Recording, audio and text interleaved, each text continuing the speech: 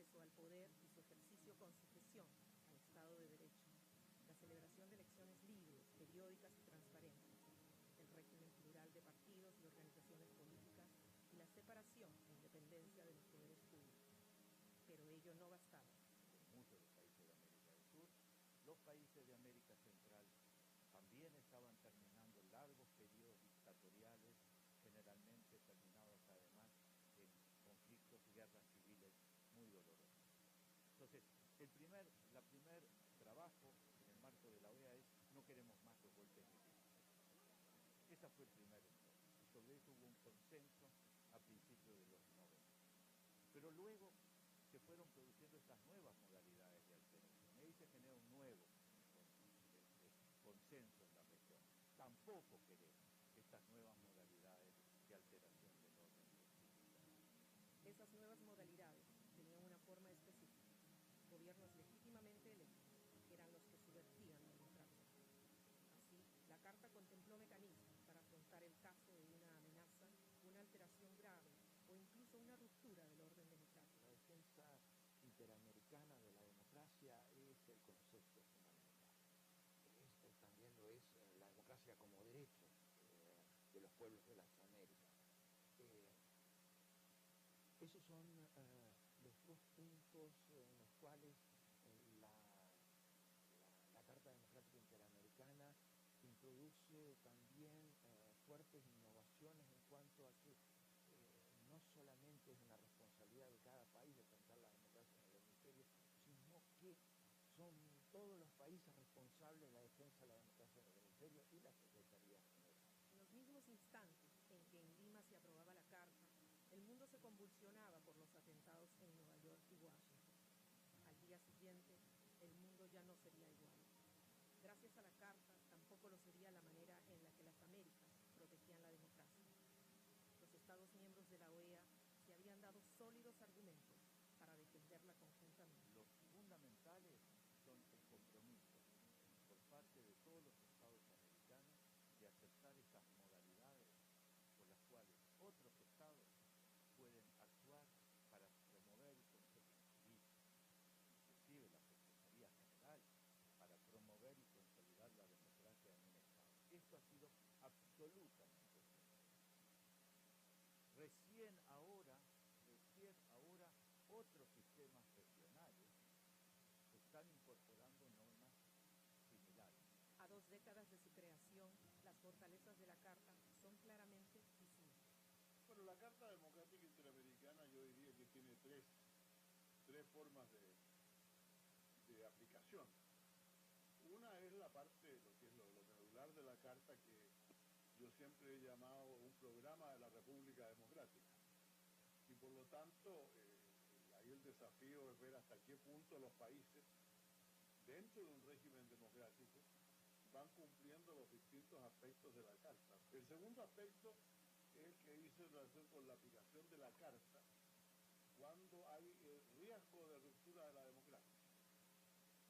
Si bien esto tiene una cierta limitación, porque son los países, los gobiernos tienen que pedir esa autorización, y el desafío más grande es cuando se produce, ya cuando la Asamblea General determina que se ha producido una ruptura de la democracia.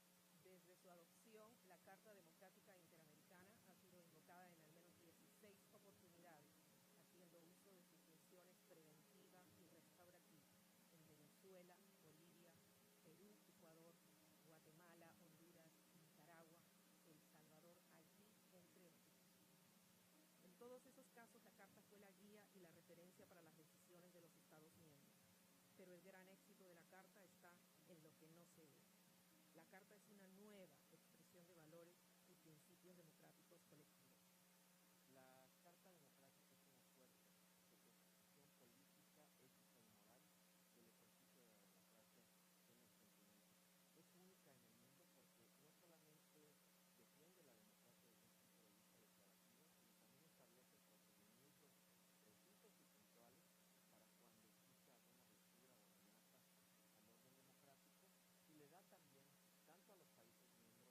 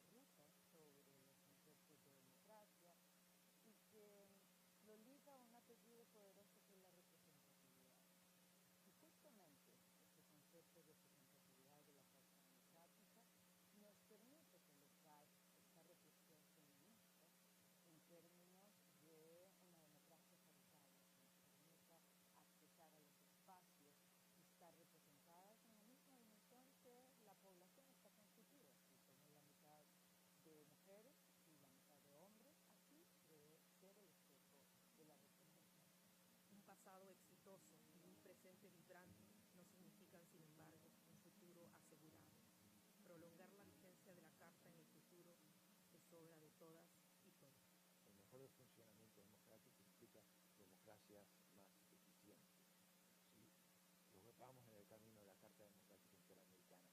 Todos nuestros países fueran en el camino de la Carta Democrática Interamericana, estaríamos definitivamente en el más pleno ejercicio de mejores democracias y de instituciones más fuertes y más eficientes. Para mí es esta Constitución de las Américas, hay que preservarla, hay que fortalecerla, hay que hacerla vigente en los hechos, en las acciones, en el compromiso de los países. Los contenidos están muy bien, son perfectos, son los justos, son los que corresponden a los estados de derecho democráticos que deben tener la nación. Es el deber ser. Entonces, es nuestro compromiso el de hacerla funcionar de la mejor forma. Y hacia eso debemos.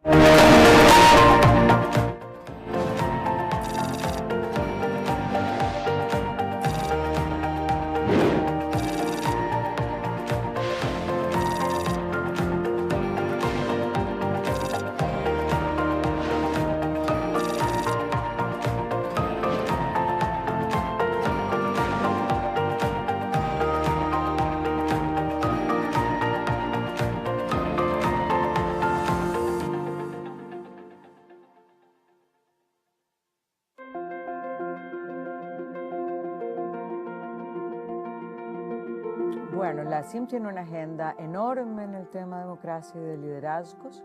El primer ámbito tiene que ver con la gobernanza electoral, para que esta gobernanza electoral responda a las necesidades con las que fue creada, y es buscar los espacios de redistribución del poder. Después hay un programa interamericano sobre el liderazgo de las mujeres, donde generamos conocimiento y también tenemos cursos de capacitación.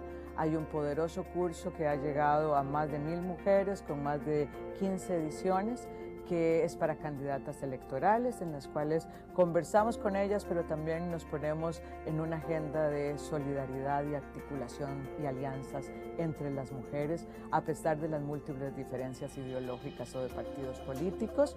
También hablamos de los temas de violencia política, porque no es lo mismo llegar que quedarse, y la violencia política es una forma de ejercicio de disciplinar a las mujeres para que vuelvan al mundo de lo privado y enfrentar la violencia, hacer buenas investigaciones, buenas leyes que permitan sancionar la violencia política. Es parte de las aspiraciones de la CIM en este programa de liderazgo de las mujeres.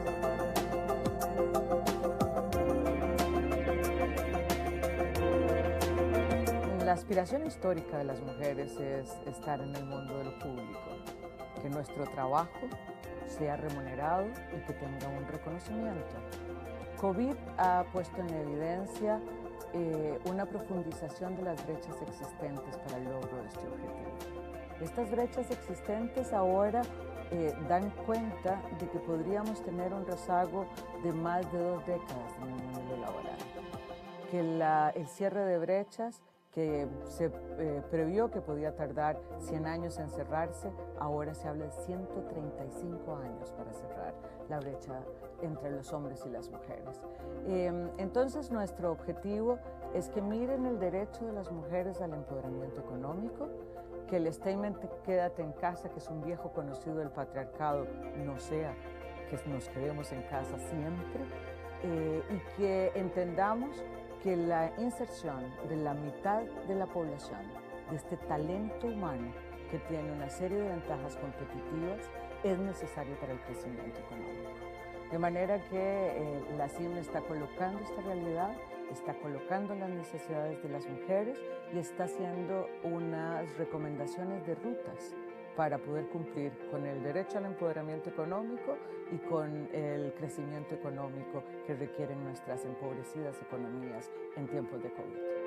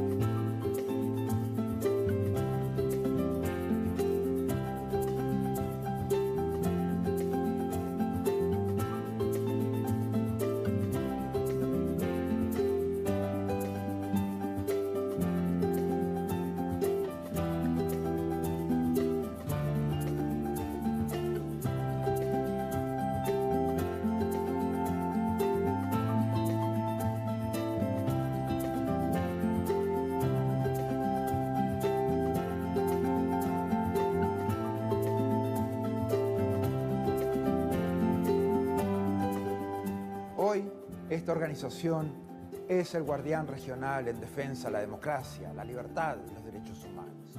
Los países se han comprometido con estos valores a través de instrumentos legales como la Carta Democrática Interamericana, la Convención Americana de Derechos Humanos y todas las demás convenciones interamericanas. Nuestro trabajo es mantener los más altos estándares. Debemos ser objetivos, analizar los hechos, denunciar cuando veamos corrupción, inequidad o amenazas a la libertad. En esos casos, no podemos ser neutrales.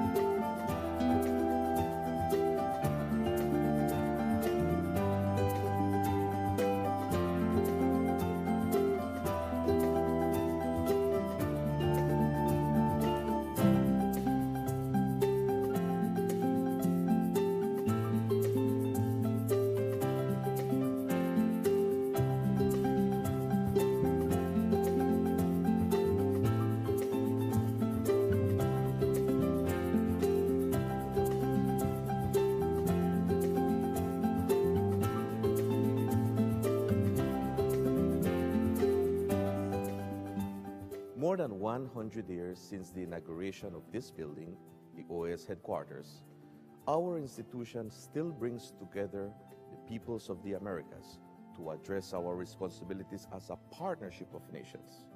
As we look to the future, our work must also focus on the construction of a positive agenda that continues to favorably impact millions of lives every day.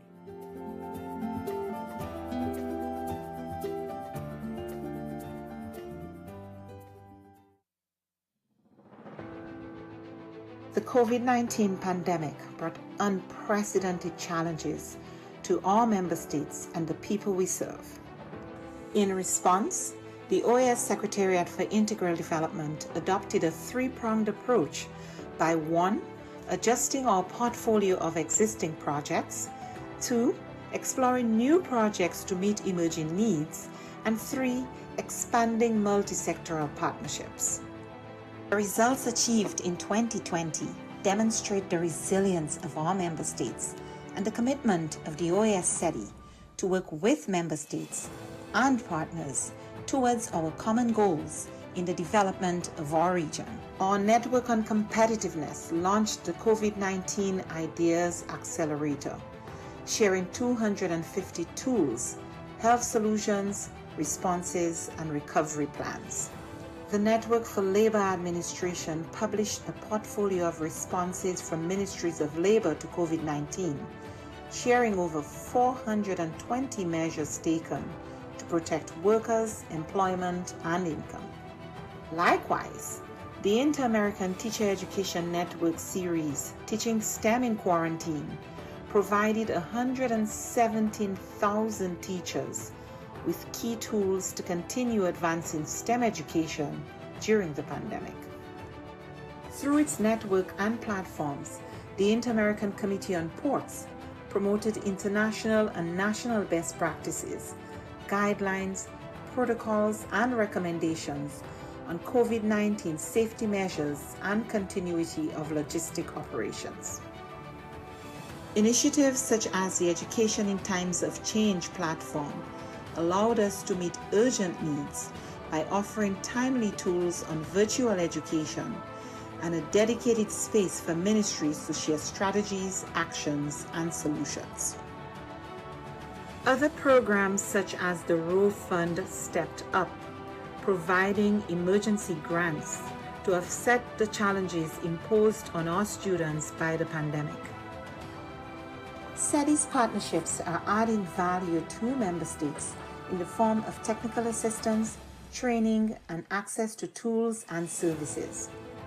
In partnership with leading private sector institutions, we offered micro, small, and medium enterprises access to online tools and training, increasing their visibility and participation in e-commerce, a key to their survival and growth in the pandemic and post-pandemic era.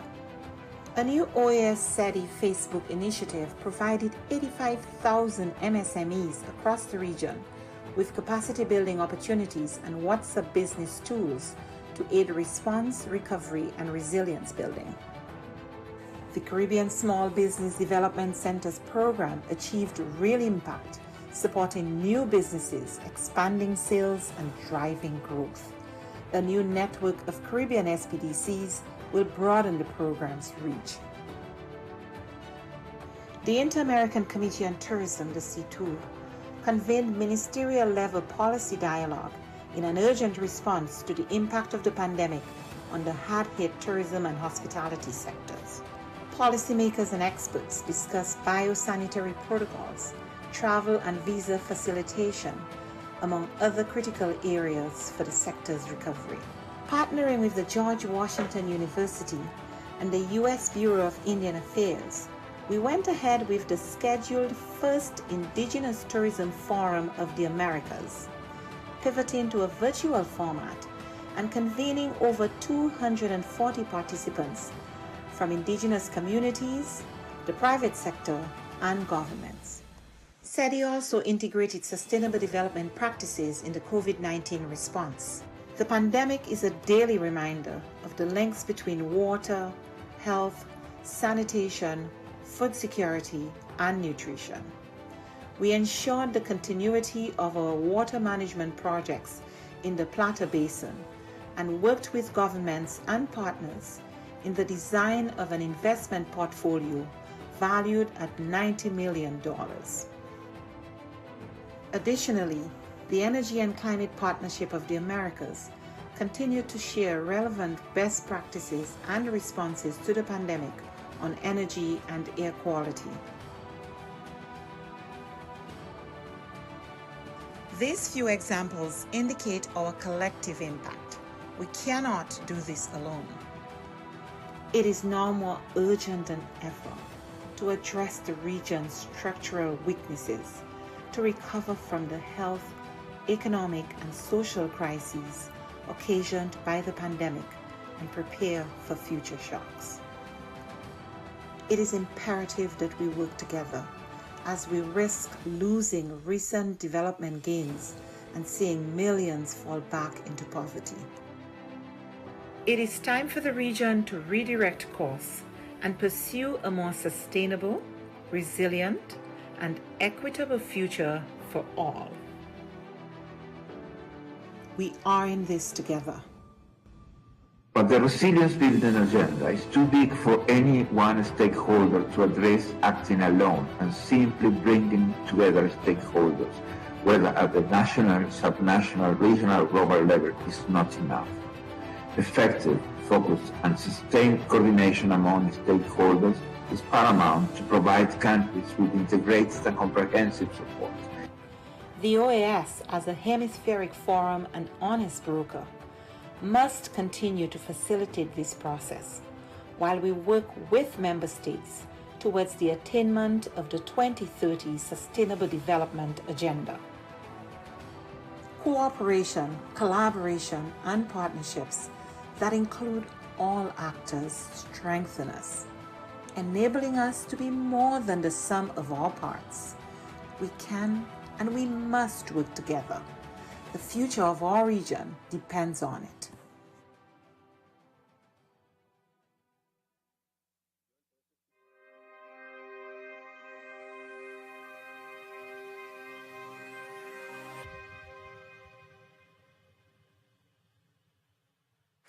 On September 11, 2001 in Lima, Peru, the OAS General Assembly adopted with the unanimous vote of its member states the Inter-American Democratic Charter. This resolution was the result of a request that the Summit of the Americas, meeting in April of that year in Quebec, made to the regional organization. This charter is the final link in a pioneering development of the Inter-American system since the adoption in Bogota in 1948 of the charter by which the Organization of American States was established. The context surrounding its adoption was very different from that of previous decades. The decade of the 90s was unique for the hemisphere. In South America, military regimes realized that modern societies were too complicated to be ruled with bayonets. In Central America, the Cold War, the proxy war between the United States and the Soviet bloc had worn itself out, and there was a sense that the only solution was not military, but political and democratic. The Democratic Charter took advantage of this moment to define that representative democracy is the sum of many elements that comprise it, and it lists the essential ones among them: respect for human rights and fundamental freedoms, access to power and its exercise subject to the rule of law, the holding of free, periodic, and fair elections, the pluralistic system of political parties and organizations, and the separation and independence of the branches of government. But that was not enough. En muchos de los países de América del Sur, los países de América Central también estaban terminando largos periodos dictatoriales, generalmente terminados además en conflictos y guerras civiles muy dolorosas. Entonces, el primer trabajo en el marco de la OEA es: no queremos más los golpes militares. Ese fue el primer entorno, y sobre eso hubo un consenso a principios de los 90. Pero luego se fueron produciendo estas nuevas modalidades de alteración. Y ahí se genera un nuevo consenso en la región. Tampoco queremos estas nuevas modalidades de alteración del orden constitucional. These new modalities had a specific form. Legitimately elected governments were the ones that subverted democracy. Thus, the Charter contemplated mechanisms to face the case of a threat, a serious alteration or even rupture of the democratic order. La defensa interamericana de la democracia es el concepto fundamental. También lo es la democracia como derecho de los pueblos de las Américas. Esos son los dos puntos en los cuales la Carta Democrática Interamericana introduce también fuertes innovaciones en cuanto a que no solamente es una responsabilidad de cada país defender la democracia en el hemisferio, sino que son todos los países responsables de la defensa de la democracia en el hemisferio y la Secretaría General. At the very moment the charter was being approved in Lima, the world was convulsed by the attacks in New York and Washington, D.C. The next day, the world would no longer be the same. Thanks to the charter, neither would the way the Americas protected democracy. The member states of the OAS had provided solid grounds to defend it together. Los fundamentales son el compromiso por parte de todos los estados americanos de aceptar estas modalidades por las cuales otros estados pueden actuar para promover y inclusive la Secretaría General para promover y consolidar la democracia en un estado. Esto ha sido absolutamente pionero. Recién ahora otros sistemas regionales están incorporando normas similares. 2 decades since its creation, the strengths of the charter are clearly visible. Bueno, la Carta Democrática Interamericana yo diría que tiene tres formas de aplicación. Una es la parte, lo que es lo medular de la Carta, que yo siempre he llamado un programa de la República Democrática. Y por lo tanto, ahí el desafío es ver hasta qué punto los países, dentro de un régimen democrático, van cumpliendo los distintos aspectos de la Carta. El segundo aspecto es el que dice en relación con la aplicación de la Carta cuando hay riesgo de ruptura de la democracia. Esto tiene una cierta limitación porque son los países, los gobiernos tienen que pedir esa actuación. Y el desafío más grande cuando se produce, ya cuando la Asamblea General determina que se ha producido una ruptura de la democracia. Since its adoption, the Inter-American Democratic Charter has been invoked on at least 16 occasions, making use of its preventative and restorative functions in Venezuela, Bolivia, Peru, Ecuador, Guatemala, Honduras, Nicaragua, El Salvador, and Haiti, among others. In all these cases, the Charter was the guide and reference for the decisions of member states. But the great success of the Charter is in what is not seen. The Charter is a new expression of collective democratic values and principles. La Carta Democrática es una suerte de constitución política, ética y moral del ejercicio de la democracia en el continente. Es única en el mundo porque no solamente defiende la democracia desde un punto de vista declarativo, sino también establece procedimientos precisos y puntuales para cuando existe alguna ruptura o amenaza al orden democrático, y le da también, tanto a los países miembros como al secretario general, instrumentos valiosos para poder actuar en situaciones de emergencia. Creo que la Carta Democrática, así lo hemos constatado, es una guía de acción para gobiernos, para ciudadanos, para partidos políticos, para empresarios, para todas las organizaciones de la sociedad civil, de cuál es la aspiración democrática en la que estamos todos inscritos.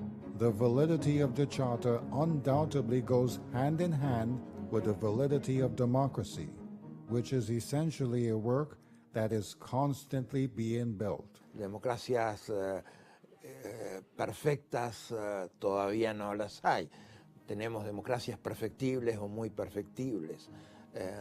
Pero sí, la Carta Democrática Interamericana ha sido una referencia fundamental de nuestros países, de actuar en consonancia con la misma, de no apartarse de la misma, o de que cuando se apartan de la misma existen mecanismos de sanciones y de acciones del sistema interamericano para volver a encauzar los mismos a la vía democrática. Es un trabajo permanente, es un trabajo continuo y es un trabajo que siempre sufre retrocesos en ese proceso. La democracia no ha ido mucho más allá de lo que era hace 10 años atrás, pero tampoco ha retrocedido tan sustantivamente en la región. Existen en ella grandes posibilidades democráticas y grandes desafíos. Desde el punto de vista de la génesis de los gobiernos, todavía las cosas están razonablemente bien, y desde el punto de vista de la caída de gobiernos tampoco han habido demasiadas situaciones así. Efectivamente hay algunos problemas de derechos humanos y de democracia no resueltos, pero yo creo que en general la Carta Democrática Interamericana sigue vigente. That the Charter remains alive is shown by its adaptability to new demands, like gender equality. La Carta Democrática Interamericana es un instrumento poderoso. Es un acuerdo entre los estados que le da una ruta sobre los conceptos de democracia y que lo liga a un apellido poderoso que es la representatividad. Y justamente este concepto de representatividad de la Carta Democrática nos permite colocar esta reflexión feminista en términos de una democracia paritaria que nos permita accesar a los espacios y estar representadas en la misma dimensión que la población está constituida. Si somos la mitad de mujeres y la mitad de hombres, así debe ser el espejo de la representación. A successful past and a vibrant present do not, however, mean an assured future. Prolonging the validity of the Charter in the future is everyone's job. El mejor funcionamiento democrático implica democracias más eficientes. Si vamos en el camino de la Carta Democrática Interamericana, si todos nuestros países fueran en el camino de la Carta Democrática Interamericana, estaríamos definitivamente en el más pleno ejercicio de mejores democracias, de instituciones más fuertes y más eficientes. Para mí es esta Constitución de las Américas, hay que preservarla, hay que fortalecerla, hay que hacerla vigente en los hechos, en las acciones, en el compromiso de los países. Los contenidos están muy bien, son perfectos, son los justos, son los que corresponden a los estados de derecho democráticos que deben tener la región. Es el deber ser. Entonces es nuestro compromiso el de hacerla funcionar de la mejor forma y hacia eso debemos ir.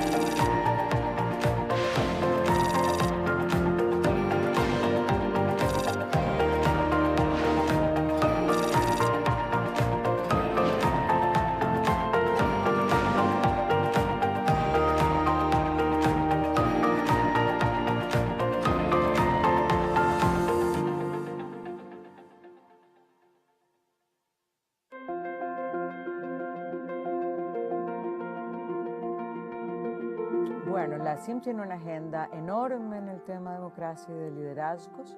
El primer ámbito tiene que ver con la gobernanza electoral, para que esta gobernanza electoral responda a las necesidades con las que fue creada, y es buscar los espacios de redistribución del poder.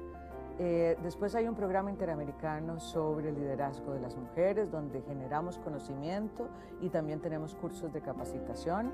Hay un poderoso curso que ha llegado a más de 1000 mujeres con más de 15 ediciones, que es para candidatas electorales, en las cuales conversamos con ellas, pero también nos ponemos en una agenda de solidaridad y articulación y alianzas entre las mujeres, a pesar de las múltiples diferencias ideológicas o de partidos políticos.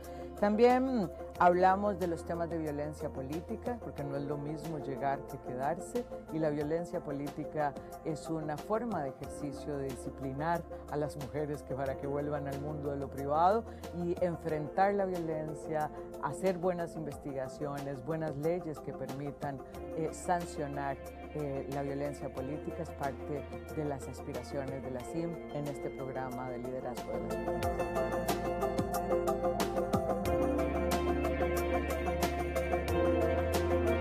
La aspiración histórica de las mujeres es estar en el mundo de lo público, que nuestro trabajo sea remunerado y que tenga un reconocimiento. COVID ha puesto en evidencia una profundización de las brechas existentes para el logro de este objetivo.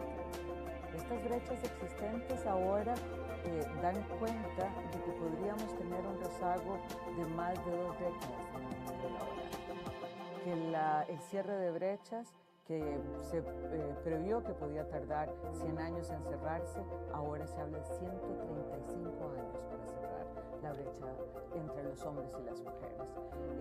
Entonces nuestro objetivo es que miren el derecho de las mujeres al empoderamiento económico, que el statement quédate en casa, que es un viejo conocido del patriarcado, no sea que nos quedemos en casa siempre, y que entendamos que la inserción de la mitad de la población, de este talento humano que tiene una serie de ventajas competitivas, es necesario para el crecimiento económico.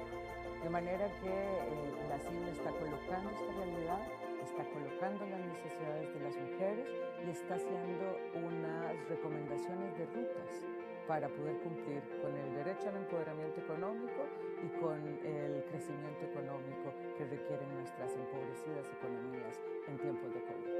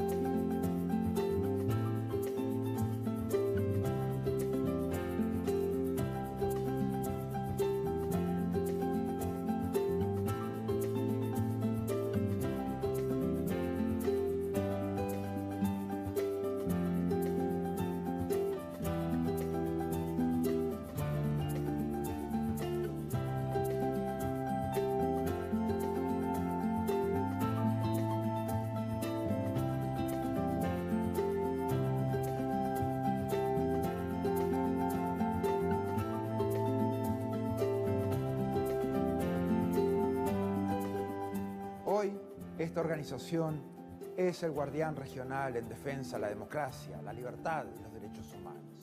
Los países se han comprometido con estos valores a través de instrumentos legales como la Carta Democrática Interamericana, la Convención Americana de Derechos Humanos y todas las demás convenciones interamericanas. Nuestro trabajo es mantener los más altos estándares. Debemos ser objetivos, analizar los hechos, denunciar cuando veamos corrupción, inequidad o amenazas a la libertad. En esos casos no podemos ser neutrales.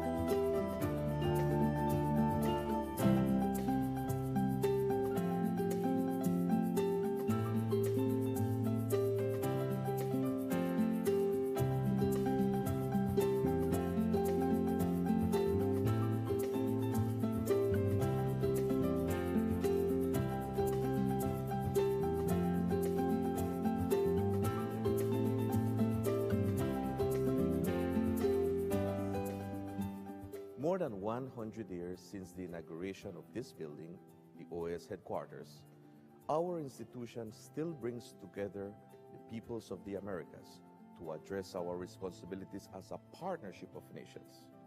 As we look to the future, our work must also focus on the construction of a positive agenda that continues to favorably impact millions of lives every day.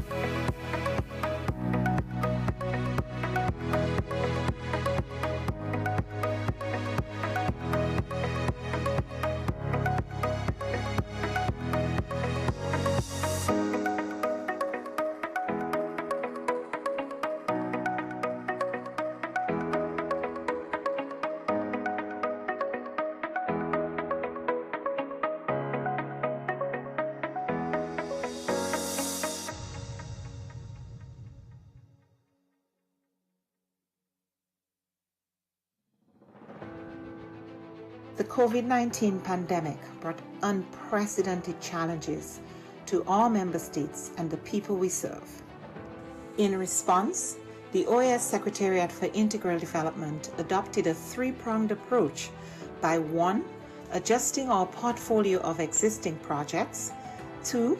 Exploring new projects to meet emerging needs, and 3. Expanding multi-sectoral partnerships.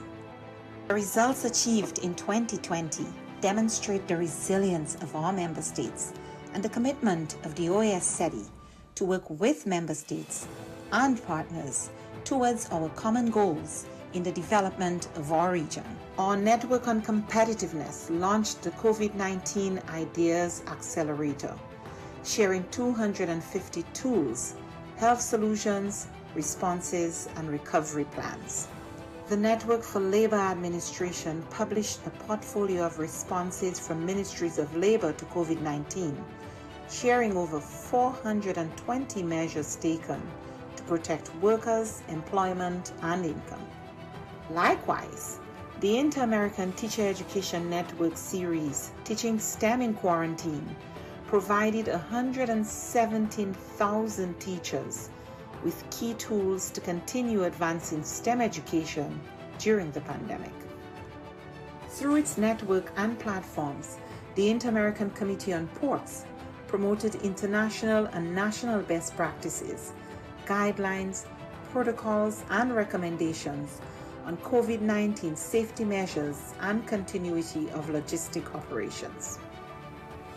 Initiatives such as the Education in Times of Change platform allowed us to meet urgent needs by offering timely tools on virtual education and a dedicated space for ministries to share strategies, actions, and solutions.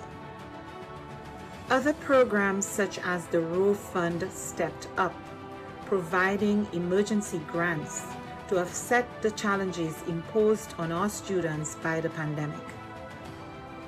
SETI's partnerships are adding value to member states in the form of technical assistance, training, and access to tools and services. In partnership with leading private sector institutions, we offered micro, small, and medium enterprises access to online tools and training, increasing their visibility and participation in e-commerce, a key to their survival and growth in the pandemic and post-pandemic era. A new OAS SETI Facebook initiative provided 85,000 MSMEs across the region with capacity building opportunities and WhatsApp business tools to aid response, recovery, and resilience building. The Caribbean Small Business Development Centers program achieved real impact, supporting new businesses, expanding sales, and driving growth. A new network of Caribbean SBDCs will broaden the program's reach. The Inter-American Committee on Tourism, the CTOUR, convened ministerial-level policy dialogue in an urgent response to the impact of the pandemic on the hard-hit tourism and hospitality sectors. Policymakers and experts discussed biosanitary protocols, travel and visa facilitation, among other critical areas for the sector's recovery. Partnering with the George Washington University and the U.S. Bureau of Indian Affairs, we went ahead with the scheduled first Indigenous Tourism Forum of the Americas, pivoting to a virtual format and convening over 240 participants from indigenous communities, the private sector, and governments. SETI also integrated sustainable development practices in the COVID-19 response. The pandemic is a daily reminder of the links between water, health, sanitation, food security, and nutrition. We ensured the continuity of our water management projects in the Plata Basin and worked with governments and partners in the design of an investment portfolio valued at $90 million. Additionally, the Energy and Climate Partnership of the Americas continued to share relevant best practices and responses to the pandemic on energy and air quality. These few examples indicate our collective impact. We cannot do this alone. It is now more urgent than ever to address the region's structural weaknesses, to recover from the health, economic, and social crises occasioned by the pandemic and prepare for future shocks. It is imperative that we work together as we risk losing recent development gains and seeing millions fall back into poverty.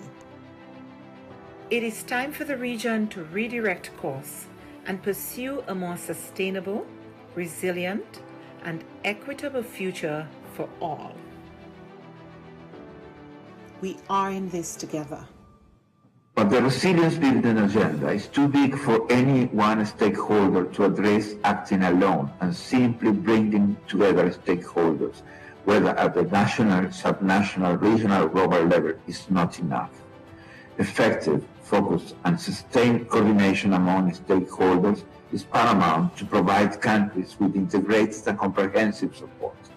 The OAS, as a hemispheric forum and honest broker, must continue to facilitate this process while we work with member states towards the attainment of the 2030 Sustainable Development Agenda. Cooperation, collaboration, and partnerships that include all actors strengthen us, enabling us to be more than the sum of our parts. We can and we must work together. The future of our region depends on it.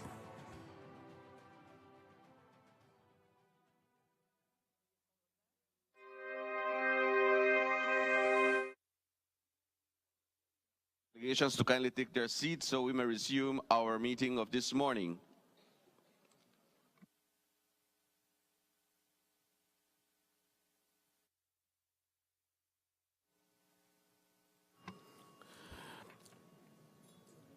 Estamos a punto de iniciar nuestra. We are about to start this morning's session. We know that you're having very important discussions among you, but please Diga, presidente. You have the floor, Mr. Chair. Thank you, Assistant Secretary General. Good morning, ladies and gentlemen, representatives. I call into order the third plenary session of the 52nd regular session of the General Assembly of the Organization of American States. We will continue with the dialogue of heads of delegation about the topic of this topic for this session, which is Together Against Inequality and Discrimination. I would remind the heads of delegation that you will be given the floor to speak in the order that we had agreed to yesterday. It's a pleasure for me to give the floor to His Excellency Imok Portay, Minister of Foreign Relations of Belize. You have the floor, sir. Thank you very much, Mr. Chairman, Mr. Secretary General, Assistant Secretary General, Foreign Ministers, ladies and gentlemen, greetings. The theme of this General Assembly is Together Against Inequality and Discrimination. Hidden in this theme is an unhappy truth. Inequality and discrimination abound in the Americas. This is a sad truth because the early 2000s witnessed a substantial decline in inequality across the Americas, fueled by commodity booms, wage increases, and anti-poverty social programs.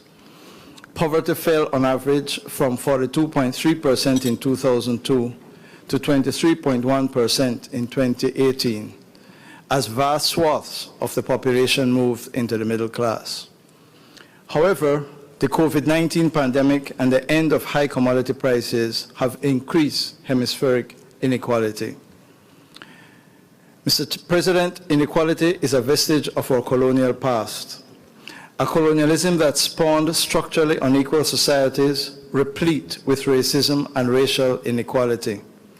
Today, this legacy threatens the stability of our political systems, weakens our social fabric, and fosters unjust societies. Income inequality in Latin America and the Caribbean is a cancer. The richest 10% earns 22 times more than those in the bottom 10%. The richest 1% take in 21% of the income of our economies, while the top 10% collect more than half of the pre-tax national income. This is the inequality that we must come together to fight against. Our people increasingly view our societies as unfair. Why? Because of the increasing inequality. In 2013, 25% of our people considered income distribution to be fair. Today, only 15% do so. This is why increasingly they take to the streets. We must also fight against racial discrimination, especially where it is woven into the social, legal, and economic fabrics of our countries. For not only are the racially discriminated denied economic opportunities, but they are also unfairly penalized, denied their freedom, and in far too many cases, they pay the ultimate price with their lives. Many of our countries have constitutions and laws that provide strong protections and discrimination in all forms, but we cannot delude ourselves. The reality is very different. Afro-descendants make up 25% of the population, and indigenous people 8%. But across the region, both groups are far more likely to be poor. This is inequitable. And this is why Belize joins the ever louder chorus that calls for reparations. People of African descent and the indigenous people of the Americas must be compensated for the injustices they have suffered. Our LGBTQ+ citizens continue to suffer discrimination and do not enjoy the full panoply of rights, which they should. Incredibly and disappointingly for Belize, this very assembly has struggled with anti-discrimination language to be included in our declaration entitled Together Against Inequality and Discrimination. Mr. President, it therefore should be no surprise that UNICEF concludes, quote, Latin America and the Caribbean is the region with the most inequality, discrimination, and violence on the planet. There are many countries in the Americas, and among them the Caribbean countries stand out, where discrimination, whether it be racial, gender-based, or religious, is fought against by education and legal and institutional reforms. Yet despite our excellent human rights records, the strong democratic traditions of our countries languish on the economic front. We demand comprehensive reform of the world financial system. We need new affordable capital to continue the struggle against inequality and discrimination. The current climate crisis presents a very stark picture of these inequities, and Belize is among the top 5 countries in the world with more than 50% of our electrical energy generated from renewable sources, and we enjoy a stellar record for environmental conservation. But that will not save our low-lying coastline and the fabulous reef system from the imminent ravages of climate change. We need access to affordable climate financing, and we need it now. Our theme emphasizes that we cannot solve the global challenges individually. We must work, quote, together, unquote. We in Belize are unrepentant multilateralists. We envision a world order that rejects war and condemns the Russian Federation for its illegal war against Ukraine. But, Mr. President, the OAS cannot credibly fight injustice and discrimination if we continue to allow an unelected and illegitimate man to sit amongst us. The sanctions against Venezuela are discriminatory. That punishment must end. We will not win the fight against injustice and discrimination unless and until the illegal blockade against Cuba is lifted. Our OAS Charter commands us to find solutions to these injustices. Now more than ever, the OAS, guided by its members, must continue to advocate for the necessary changes that will correct the inequities and erase all forms of discrimination that we face. And that is why we are very concerned about the financial health of this esteemed organization. We join the call for amendments to the OAS policies and charter to ensure the financial stability and repurpose the OAS to meet the new and unprecedented challenges facing the Americas today. Mr. President, colleagues, Belize is committed to working to reduce inequality, level the playing field, and eradicate discrimination in any form and wherever found. This is at the core of our commitment to build a more just Americas. I thank you.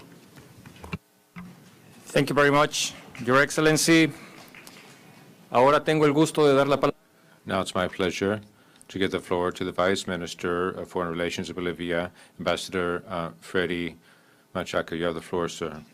Señor Presidente. Thank you very much, Mr. Chair. I would like to start by thanking the Republic of Peru for hosting the 52nd regular session of the General Assembly of the OAS. Humanity is going through a time of serious systematic and structural crisis. We have observed the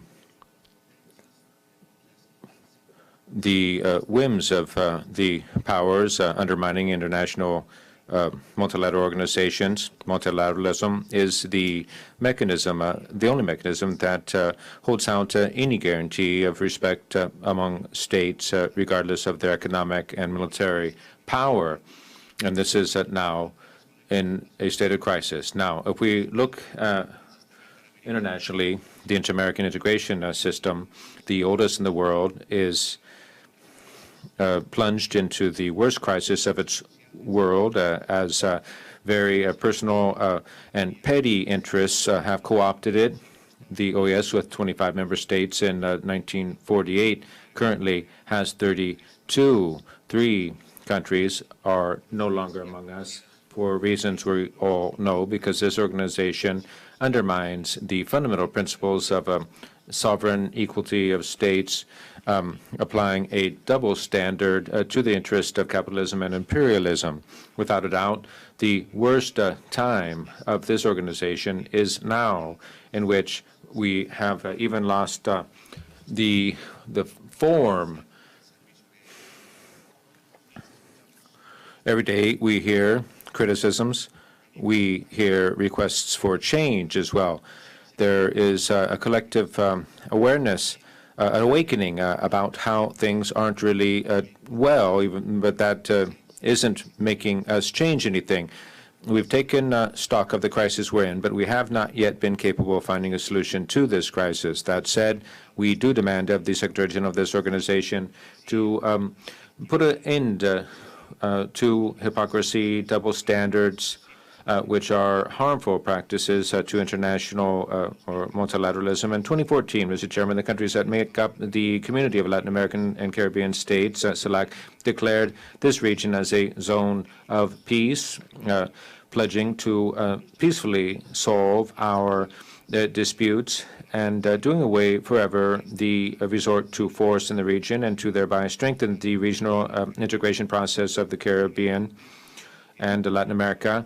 Now, we still find ourselves in our region emerging from the terrible tragedy stemming from COVID-19, the pandemic, which laid bare the greatest weaknesses of the healthcare systems throughout the continent, as well as the weaknesses of the economic financial systems of the region. A cohesive effort on part of our countries would be to come up with universal healthcare systems that would not only benefit those who have private insurance, but everyone, would benefit everyone. And we should create and strengthen once and for all our universal healthcare systems, implementing social policies which are backed financially and that will serve the most vulnerable people in our region. Another very important topic that we've seen at this General Assembly has to do with the food sovereignty. It's something ever harder for us to achieve. The food crisis was aggravated by the pandemic, and this just is another aspect of the structural problems of capitalism. Now, a recent report from 2022 says that the number of people, hungry people in the world, has spiked in the last couple of years dramatically. And our region, we saw more than 56 million people plunged into food insecurity. So we, given this outlook, need to come up with a regional food sovereignty system ensuring better conditions for small producers for their production. That means access to seeds, fertilizers, technology, infrastructure, lending, access to markets, and under better conditions. This should be an unavoidable task taken on by multilateralism. So COP27 on climate change is going to be held soon. And, Mr. Chairman, I would say that the climate crisis is one of the most jeopardizing, threatening crises we face. We've been talking for a number of years now about the rise of the temperature of the world, and we are on the brink of climatic crisis or collapse. Countries, rather than taking on or fulfilling their pledges, they are just transferring their obligations to developing countries and to the private sector. And now we find ourselves in a global situation of people, save yourself if you can, help yourself if you can. And so there are very easy goals that they could meet for the developed countries, but difficult for developing countries to achieve. And for that reason, they are trapped in a situation of greater dependency of the South, dependent on the North. That's not right. It runs counter to what's needed for this climate crisis. We should all respect this principle that we agreed to 30 years ago of differentiated treatment of this matter. Now, developed countries need to take up leadership with an ambitious reduction of emissions and to achieve by 2030 zero carbon emissions. And beyond that, developing countries should compensate, offset the losses being brought by the climate change and that developing countries bear the brunt of. Now, the UN Declaration on the Rights of Indigenous Peoples requires us states to adopt effective measures together with indigenous peoples so that indigenous persons, mostly children, including those who live outside of their communities, would have access to education, given in their own language and culture. The UNGA proclaimed the decade of indigenous languages through 2032, and Colombia, Bolivia, Mexico, and other countries have been a part of and are creating a group for indigenous languages that other countries are soon to join. Now, on the principle of non-discrimination among countries of the region, it's our duty to seek out the best mechanisms to offset regional inequalities that landlocked countries are victims of, and it's been shown that those of us who are landlocked, we are doubly hit by the high cost of imports and exports, and that hamstrings our development.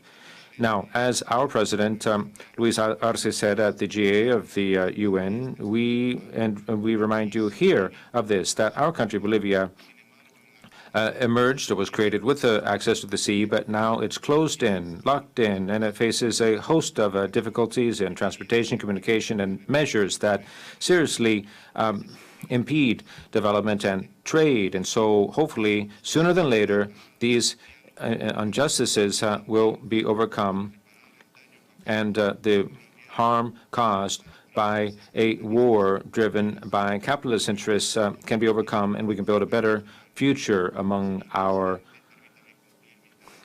sister republics. I will conclude just referring to a very important topic to my country, which is the understanding of governance and democracy, which is being used here as a means of disqualifying governments and countries. The electoral the much ballyhooed electoral missions have also become an instrument of penetrating sovereignties of countries, passing judgment on democracies, qualifying them this or that way, as was the case in 2019, leading to a break of our constitutional order and democracy that was had existed for 40 years, leading to some of the worst human rights violations we had seen in many years.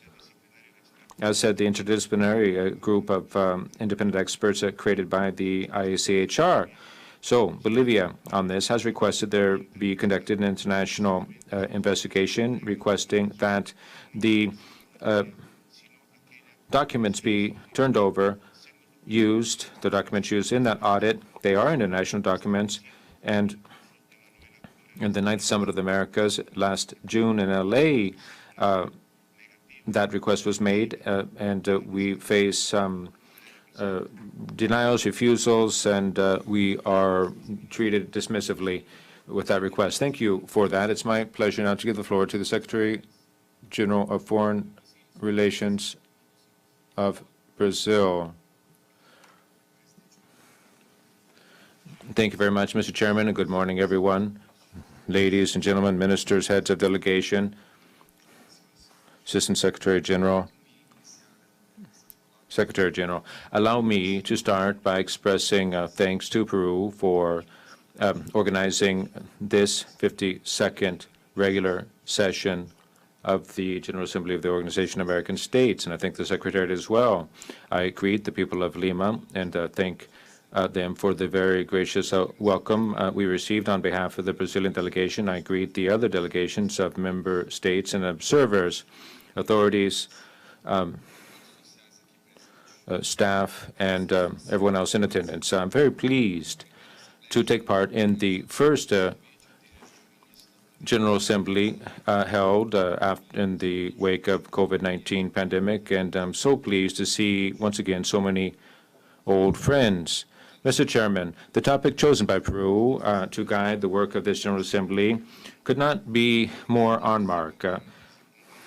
Inequalities and fighting discrimination are shared values and challenges by all of the countries of the Americas without any exception. The COVID-19 pandemic, which happily we are gradually pulling out of, had as one of its consequences the deepening of economic and social inequalities at a time in which the process of globalization had already shown its limitations as far as benefits it could lead to. Our societies demand of our governments urgent responses to create jobs and income, quality healthcare services, universal education and professional training, investments in social infrastructure, protecting the environment, and to protect sustainable and sure sustainable development.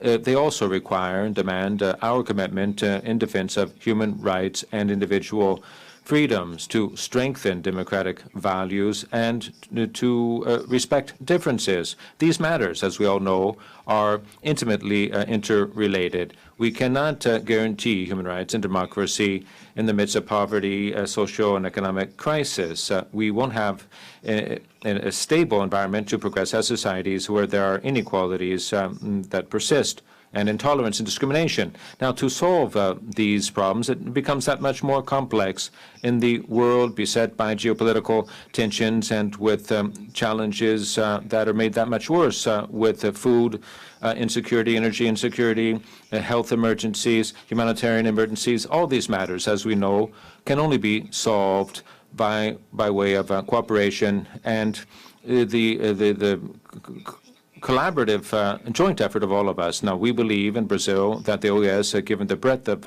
its agendas and its capacities that it has built over the decades, can and must play an important role to assist in the broad development of our region.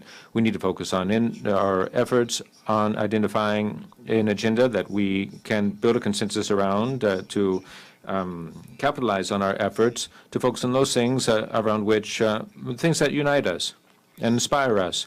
That's why we're particularly pleased to see what was achieved in the 9th Summit of the Americas in LA, where we were capable not only of identifying a host of challenges in areas which are front and center for our future, but we also have come up with a map toward strengthening democracy, promoting sustainable development, energy transition, and increasing the health resilience of our societies. The commitments we took on at the Summit of the Americas should also serve to inspire and enrich a broader OAS agenda. Dear colleagues, the COVID-19 pandemic taught us hard lessons and endowed us, or left us rather, with the understanding of the importance of cooperating and finding quick responses. We need to strengthen our cooperation for us to tackle health emergencies that don't respect borders. As Ambassador Carlos Francis said, to develop a health diplomacy would be one of the most important legacies that we can leave the societies of our continent. That's why we are particularly proud and grateful to see the election last week of Dr. Jarbas Barbosa as the General Director of the Pan American Health Organization. We renew our commitment to that which is the oldest international public health agency in the world and one of the stars of the inter-American system. We are particularly interested to see the initiative America's Health Corps announced by the U.S. President Joe Biden at the LA Summit. The shortage of healthcare professionals is a common problem throughout the region that warrants our prioritizing it.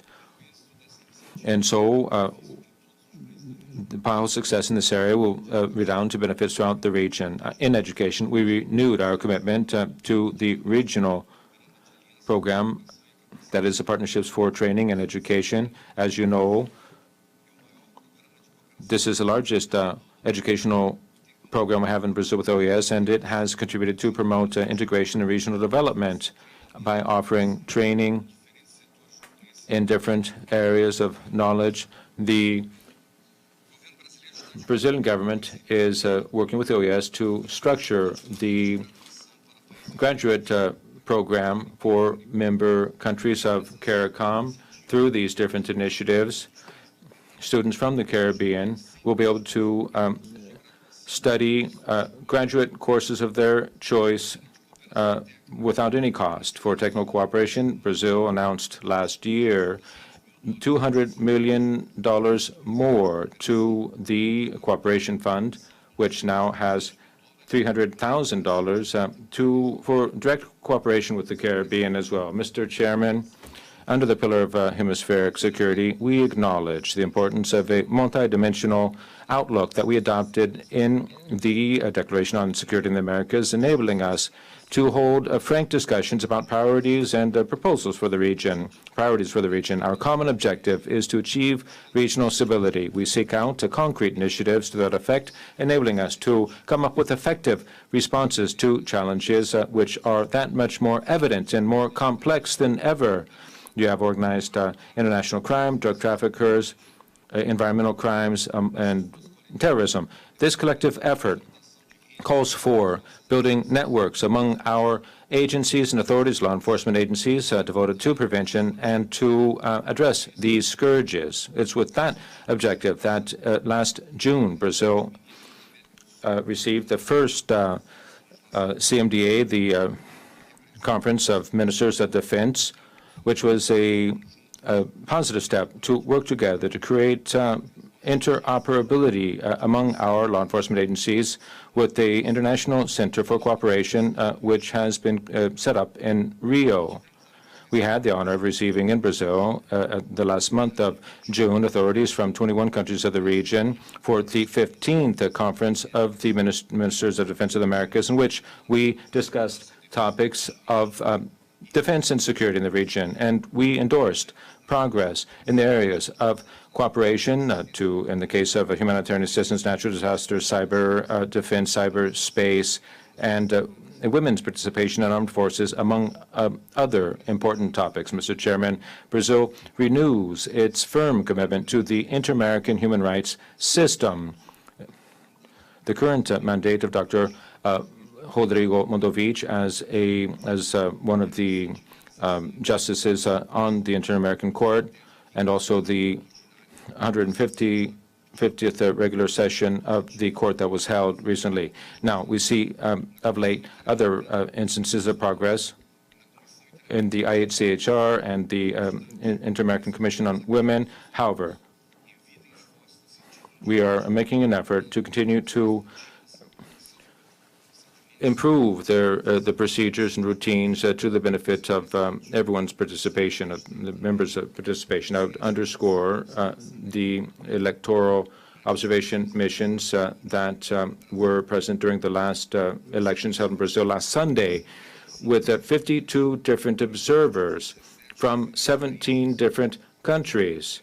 And they had the opportunity to visit different voting sites throughout Brazil and abroad. The second round will be held on October 30th, and the electoral observation mission will be there as well. The Brazilian government is committed to the defense of democracy, liberty, in keeping with the motto of this GA to reduce inequality and to protect human rights.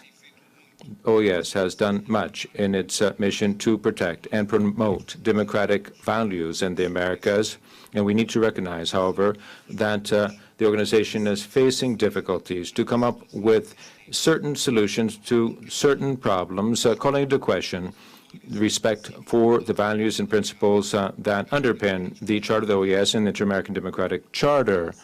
Overcoming the multidimensional crisis, which is Venezuela,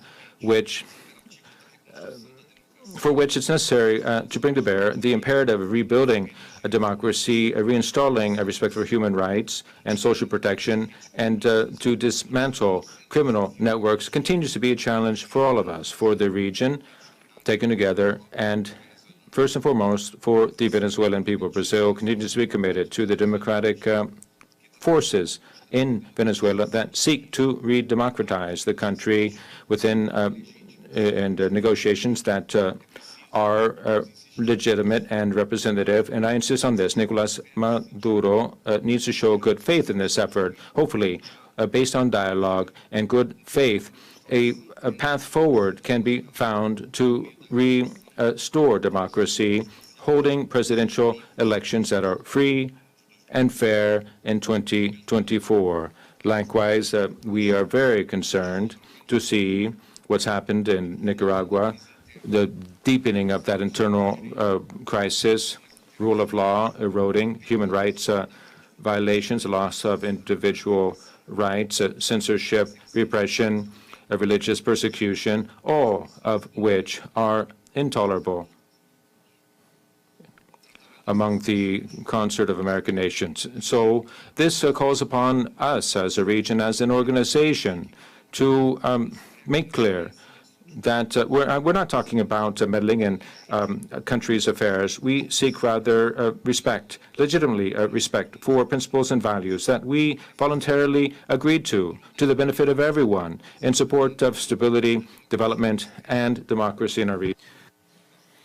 Mr. Chair, a situation that certainly is of concern, of equal concern to all of us as members of the international community, and in a expression of solidarity that we share with others, is the kind of situation facing Haiti. Despite the efforts shown by the international community over the last few decades, for which Brazil, among others, has directly contributed to, the situation in Haiti is not only become degraded, but today is serious and of great concern. The situation in terms of security and safety in the country is urgent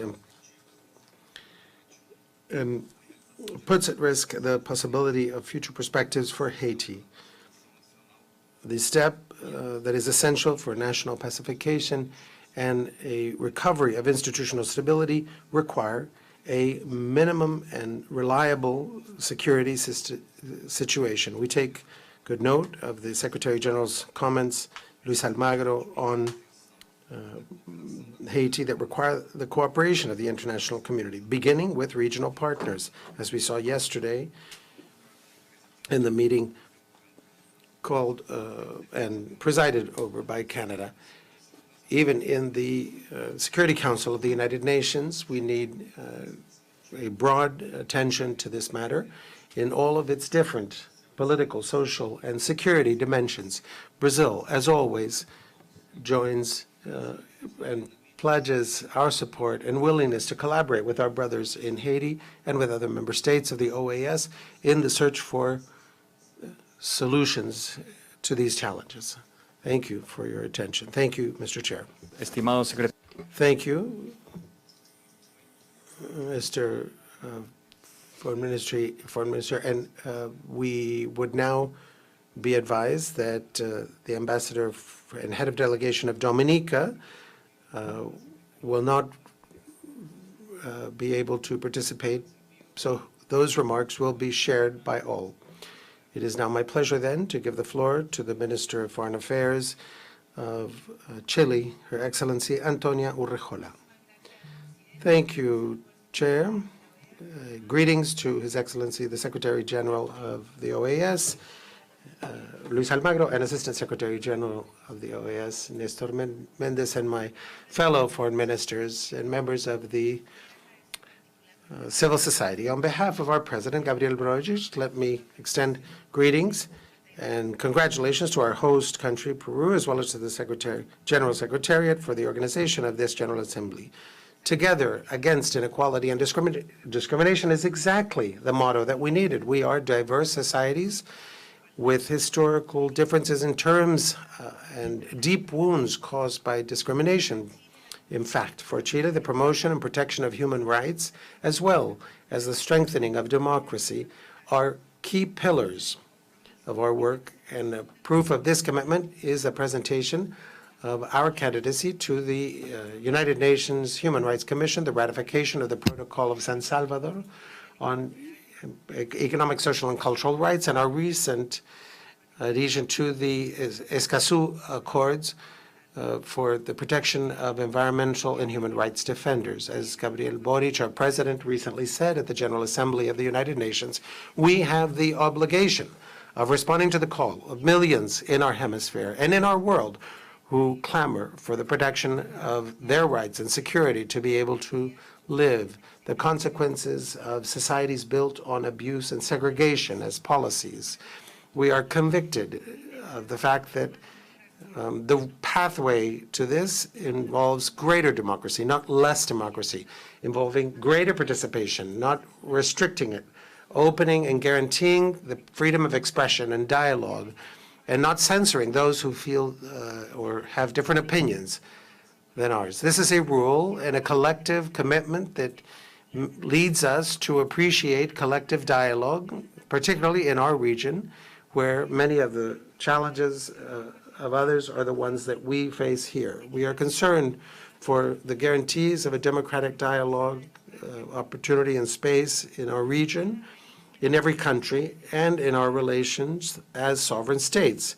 We cannot allow for the abuses of power to remain, or attacks on the independent judiciary, or persecution of journalists and human rights defenders, the deterioration of our ability to engage in public debate by interventions and abuses of social media spaces, which are not regulated. We must not take these for granted. We must work to protect these spaces. It is urgent to defend democracy. We know that no country is free of these problems. Precisely for this reason, we want to call attention to the most urgent crises in our region, as is the case of Nicaragua, where many political prisoners, where there's a persecution to members of the Catholic Church, journalists, human rights defenders. Only a few days ago, the Inter-American Court of Human Rights requested of the government of Nicaragua the release of 59 political prisoners. This is a basic obligation to follow the mandates of the Inter-American human rights system. For this reason, Chile, together with Canada, leads the work on the Permanent Council regarding the situation in Nicaragua, and we propose creating a high-level commission of members mandated to engage with the government of Nicaragua. We will continue diplomatic efforts for a peaceful resolution in all multilateral forums. We are also concerned about the situation facing Venezuela, particularly following the recent report of the Independent Commission on the determination of the Human Rights Commission in that country. One of the results of that report, in addition to addressing the serious human rights crisis, is the recognition that 6 million people from Venezuela have left. Chile is one of the countries that has received Venezuelan migrants, and we invite the government, we call on the government of Venezuela to address the human rights situation in that country. And this is a matter of co-responsibility. We must point out the failed circumstances that have not helped the condition and the welfare of the population of Venezuela. It is time to forge new paths, engage in multilateral dialogue, to look for agreements without any exclusions. In consonance with these principles, we will display our best efforts to avoid the flight of so many people who have been able to remain in the country. That for this reason, we have offered ourselves to be the president's pro tempore and accepted by acclamation. This situation extends to the conditions present in Haiti. Chile has witnessed, as the ECOSOC UN committee, we have worked with the government of Haiti and international agencies in programs for training of police officers, of instructors in catastrophic situations, and firefighters, and to work to improve early childhood education in Haiti and maternal breastfeeding programs as well, knowing that the care for the youngest generation is urgent in that country, and that women are sources of the stability of families. But not everything is bad news in our region. We are particularly happy about the situation in Colombia, with steps made forward to consolidate peace in that country. We reiterate our willingness to work with anything that we could do to assist Colombia in this regard. Because of our commitment to democratic values and human rights, the government of Chile has explicitly called on feminist foreign policy engagement. We work to position the gender perspective in the multilateral agendas and the bilateral agendas in which we act. We maintain our commitment to the MESEGBI expert commission by virtue of the Inter-American Commission to Prevent, Eradicate, and End Violence Against Women. It is high time that we recognize our diversity and move forward with political policies that would protect women in all of their diversity, as well as to LGBTI plus persons. These agenda are one of the thematic priorities of our foreign policy, reflected in our participation in the co-groups of the UN as well as of the OAS that seek protection for LGBTI persons, Afro-descendants, and other historically discriminated persons such as children, adolescents, elderly, disabled persons, migrants, and those who are requesting asylum. Being aware of the cross-cutting issues that affect them particularly, we entrust that the General Assembly will take note of these concerns. There are many challenges facing us still: the enormous development gaps, gender gaps, education gaps, the effect of migration in our countries, the democratic and governance crises in our region, food security, the climate crisis, threats to international peace and security, transnational organized crime, cyber crimes, and the presence of conflicts that affect all of humanity and that particularly affect supply chains and our economies, such as the case because of the war provoked by the invasion of Ukraine by the Russian Federation. The pandemic of COVID-19 affected our countries and made us take steps backwards. Particularly for this reason, it is time to renew our commitment for a recovery that would be inclusive, that leaves no one behind. No one said that the fight against inequality and discrimination would be easy. We live this every day in Chile today, persevering with a public mandate to create a new constitution through an elected organ, following a plebiscite of the first constitutional convention held in our country. We do this through social transformations and inclusive policies that would reform our tax practices and offering additional provisional measures that would assist families in addressing the increase in the cost of living and helping those who lost their jobs to rejoin the labor force, particularly women. So, step by step, we look for new formulas to create a new social pact in democracy, always protecting democracy, because the institutional capacity to adapt to new terms and new times is something well known by the OAS. The Inter-American Democratic Charter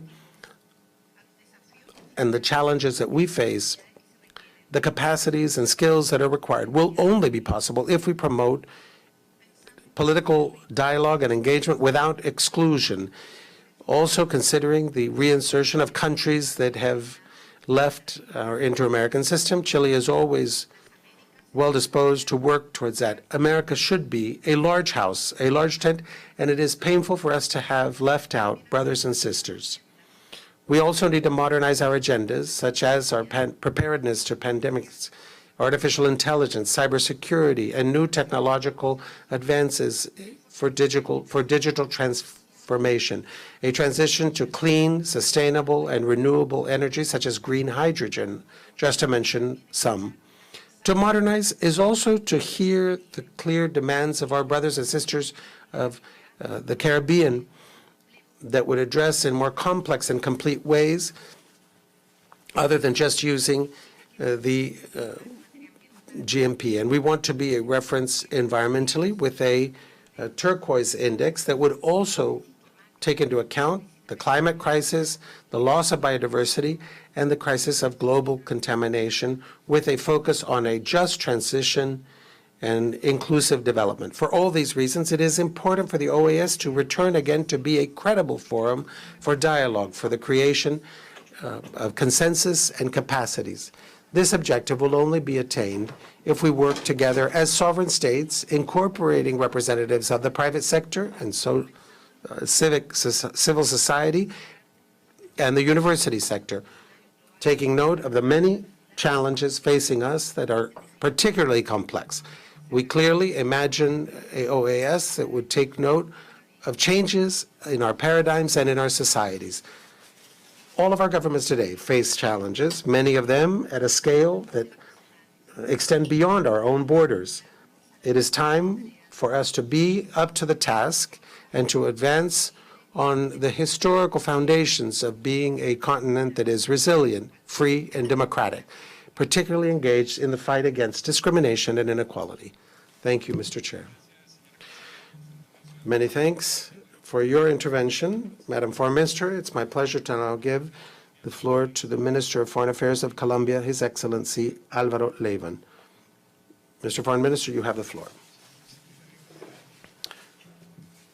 Mr. Secretary General, distinguished staff of the OAS, Your Excellencies, I will not speak for very long, as I am the last one called on at the conclusion of this 52nd regular session of the General Assembly of the Organization of American States. This is a significant responsibility when we have already heard the concerns of all kinds that most affect our dear continent.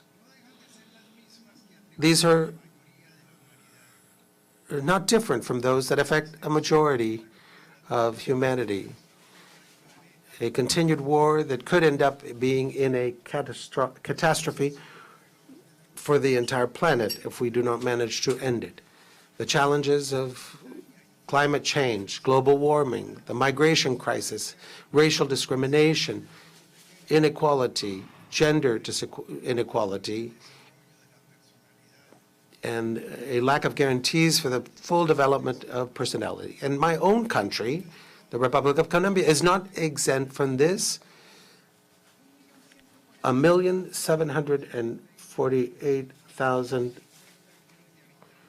square meters, 50 million in our population, a country of varied regions, of great ethnic diversity, 2 oceans, today recognized as one of the greatest biodiversity reserves in the planet.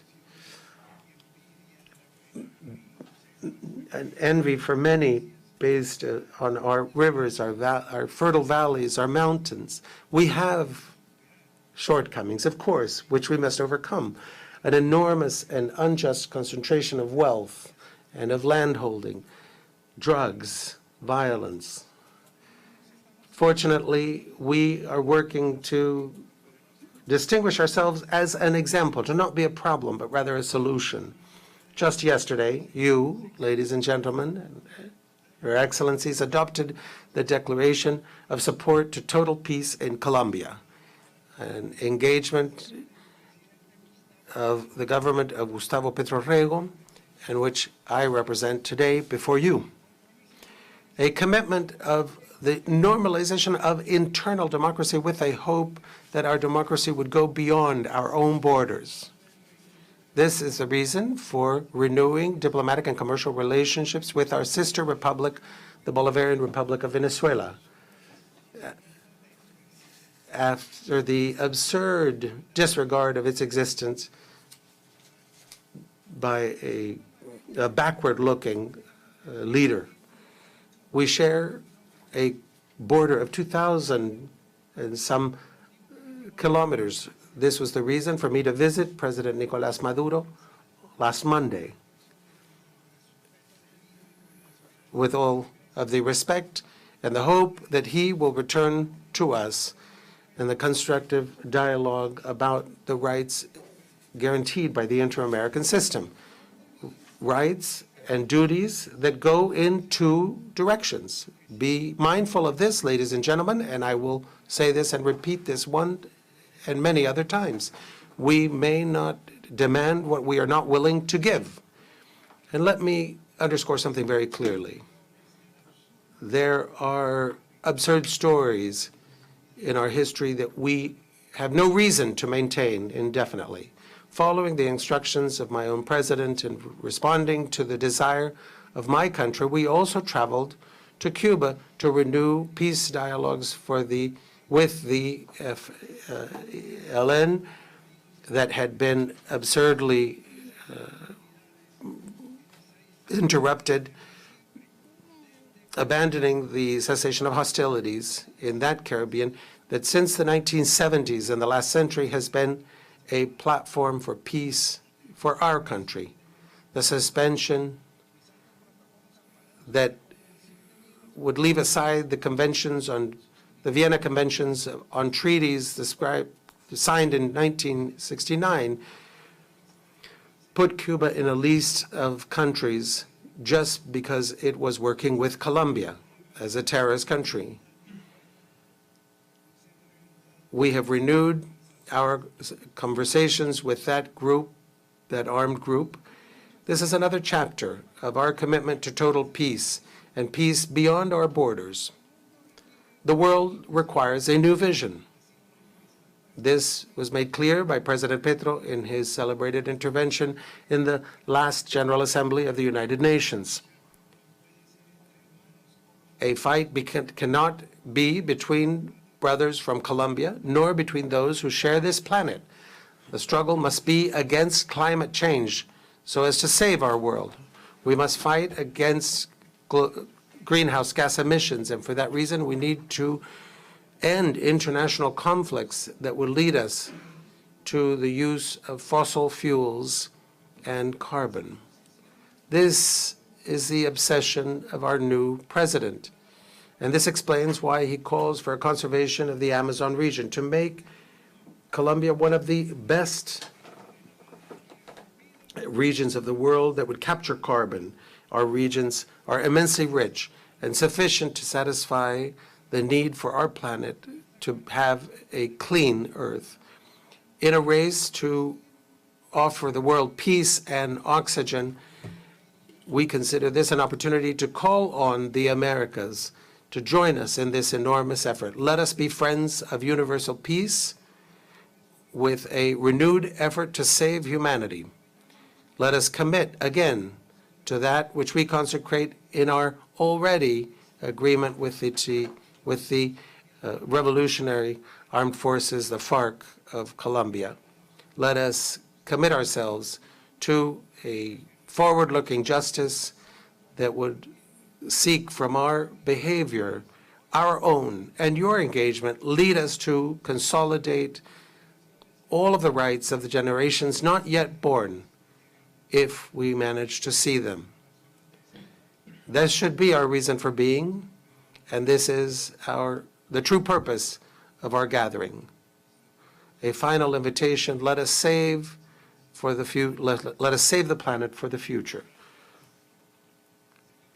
Many thanks. Thank you. The last shall be first, and I have no doubt that the wise words that you have shared with us, expressing the sense of a nation hoping and wishing and working for change, will be of great inspiration. Distinguished foreign ministers and representatives, this is the end of the space allowed for the dialogue of the head of delegations, in which we have heard from each about the challenges, aspirations, so that we can work together and for the future as an organization. We represent a set of values, and the chair hopes that this process of dialogue and reflection that we have had truly will serve for the construction of a more just region without discrimination and without inequality, placing the well-being and the welfare of all of our societies as our main goal. Having said this, I then propose that this third plenary session take note of the remarks shared by all of the heads of delegation, which will be recorded in the minutes of this session. We will now move to the fourth plenary session and conclude with this, the third plenary session, which will address the issue of the Malvinas Islands, elections for this regular session, and then we will have a break until 5 o'clock in the afternoon to allow for time for the general committee to conclude its work. So let me, with this, inaugurate the fourth plenary session of the 52nd regular session of the General Assembly. The first matter on our agenda is that referring to the Malvinas Islands. As is known by the delegations, this is an annual review in fulfillment of Resolution 669 of 1983, which provided for a continued review in general sessions of our Assembly until a final solution is achieved. It is my pleasure to give the floor to the distinguished head of the delegation from Argentina, Vice Minister Tetaminti. You have the floor. Thank you to the heads of delegations, Mr. Secretary General, and Assistant Secretary General.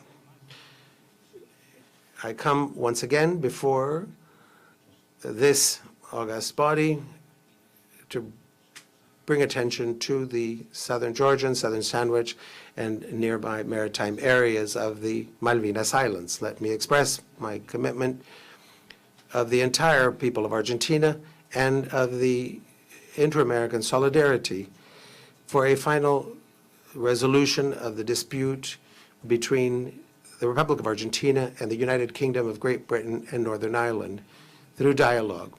This is a year of great importance at the OAS because it is now 40 years since this General Assembly addressed the Malvinas issue for the first time in a resolution approved by the 29th of November of 1982, supporting Resolution 37/9 of the United Nations and requesting that Argentina and Great Britain and the United Kingdom of Great Britain and Northern Ireland seek a peaceful solution to this dispute over sovereignty.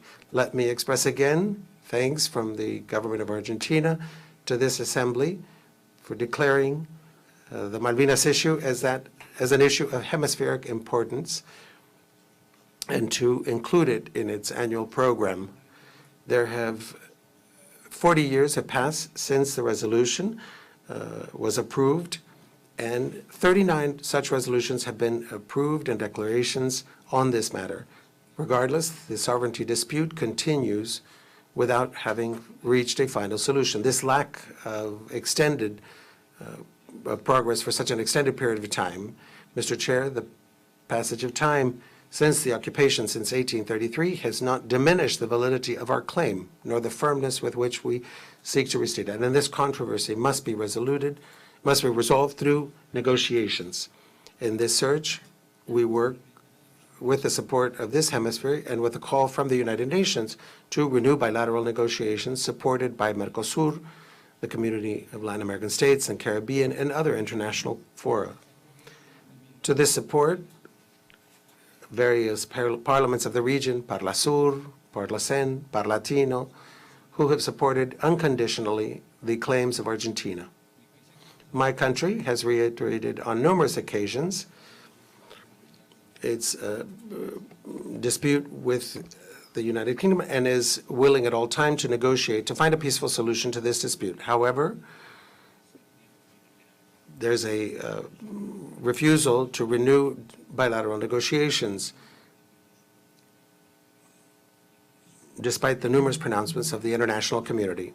Some historical data, all of the southern region of the Americas and their islands have been considered under treaties approved by the Holy See. They were discovered in 1520 as the territory of the Malvinas and have always been considered to be territory under the control of Spain for various treaties. The 1670 treaty between Spain and England, or the 1713 treaty, they were part of the Viceroyalty of the Rio de la Plata, and its jurisdiction was exercised peacefully and interrupted since its creation since 1676. And Argentina exercised sovereignty over the Austral archipelago located there until 1833. That year, the Argentine authorities were expelled by force by the United Kingdom who had never been able to recover its sovereignty. The United Kingdom moved its colonists to the region, and is the 1833 overtaking of the islands affects international peace, and this was an interruption in the territorial integrity of Argentina and was immediately the reason for protest never agreed to by my country. Let us remember that the Malvinas condition in the 1965 resolution of the United Nations and successive resolutions was considered to be a particular case of decolonization, in which we recognize the existence of a sovereignty dispute between Argentina and the United Kingdom, which must be resolved through bilateral negotiations, taking into account the interests of the inhabitants of the Malvinas Islands. The description made of the occupation by Great Britain is what explains why the inhabitants are not a people under the control of a colonial power, since they are a transplanted population, different than that brought from the metropolis, and only express the will and the voice of the occupying power. That's why the principle of self-determination of peoples under colonial domination is not applicable in this case. Mr. Chairman, the Republic of Argentina hopes that our region will be understood to be and held to be a region of peace and dialogue among our nations, and for this reason seeks a peaceful resolution to this dispute over the Malvinas Islands. The military presence of Great Britain in the Southern Atlantic is unjustified and disproportionate, and also contradicts Resolution 4189 of the United Nations, which declares this space as a zone of peace and cooperation in the South Atlantic, particularly calling on to respect this region of the Southern Atlantic as a zone of peace through the reduction of military presence in that region. For all these reasons, today we request once again the member states of the OAS to continue supporting the call for a renewal of negotiations between Great Britain and the Republic of Argentina so as to end the controversy that affects all of our hemisphere. And I call on all member states to continue the efforts to achieve this. To conclude, Mr. Chair, I restate the appreciation of my delegation to examine again in successive periods of our General Assembly. And I appreciate support for the declaration on the matter of the Malvinas Islands. Thank you very much. Thank you.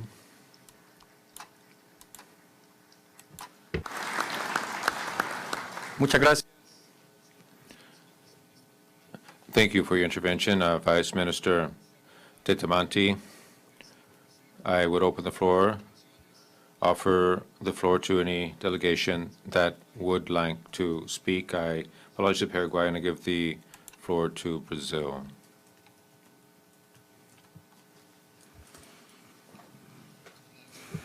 Thank you very much, Mr. Chairman. The Brazil delegation is pleased to submit to the consideration of this plenary the draft declaration on the question of the Malvinas Islands.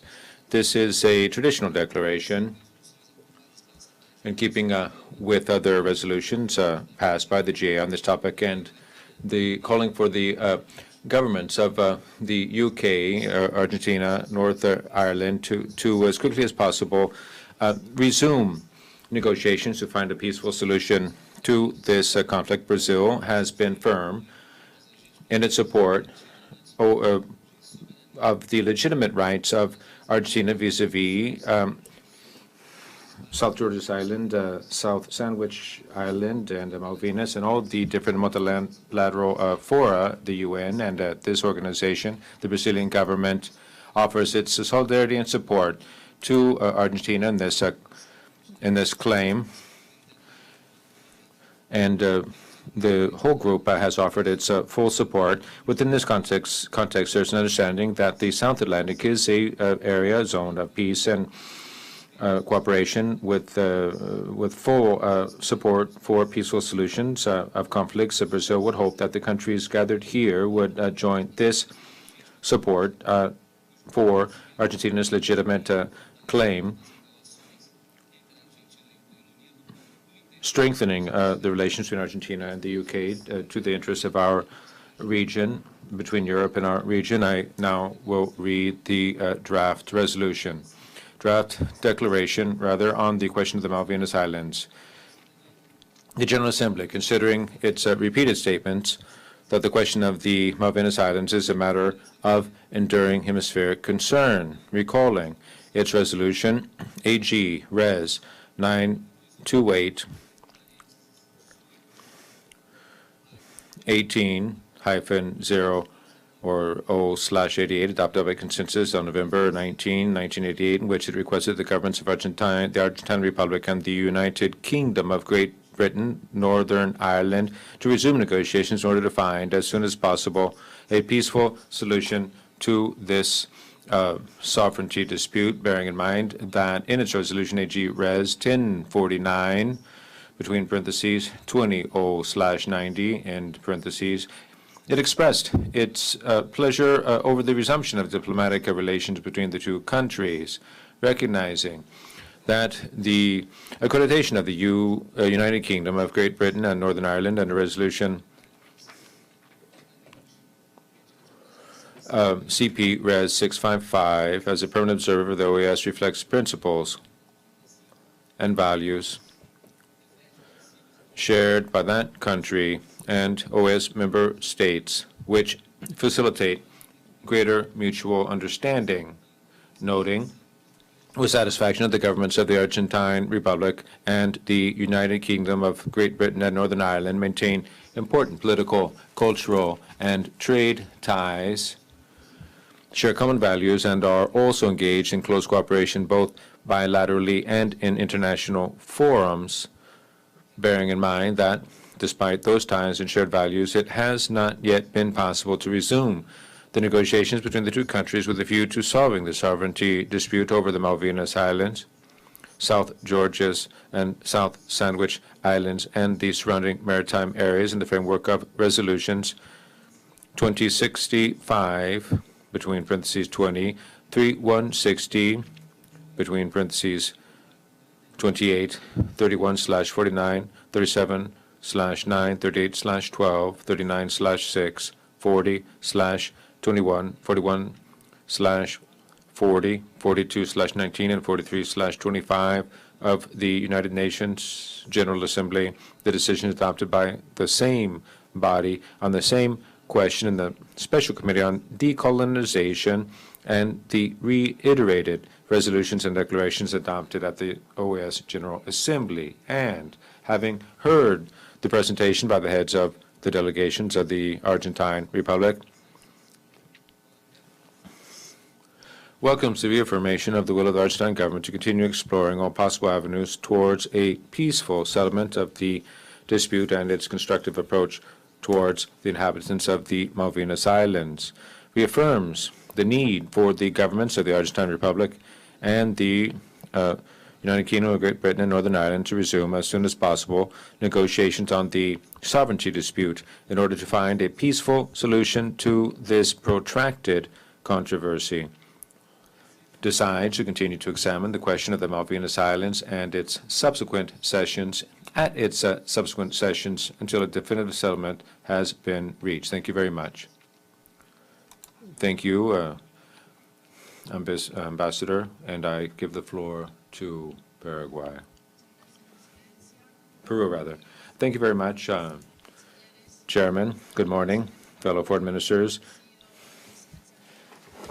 The beginning of the year, Paraguay offered its support on the declaration regarding the matter of the Malvinas Islands, and I would now like to read paragraphs 39, 40, 41 of the joint communique of presidents of States Party to Mercosur and associated states issued July 21, reaffirming the terms of that the declaration of the presidents of States Party to Mercosur, Bolivia, Chile, signed June 25 of 96, called Declaration on Malvinas, reiterating their support to the legitimate rights of the Republic of Argentina in its sovereignty dispute regarding the Malvinas matter, underscoring that the adoption of unilateral measures, including the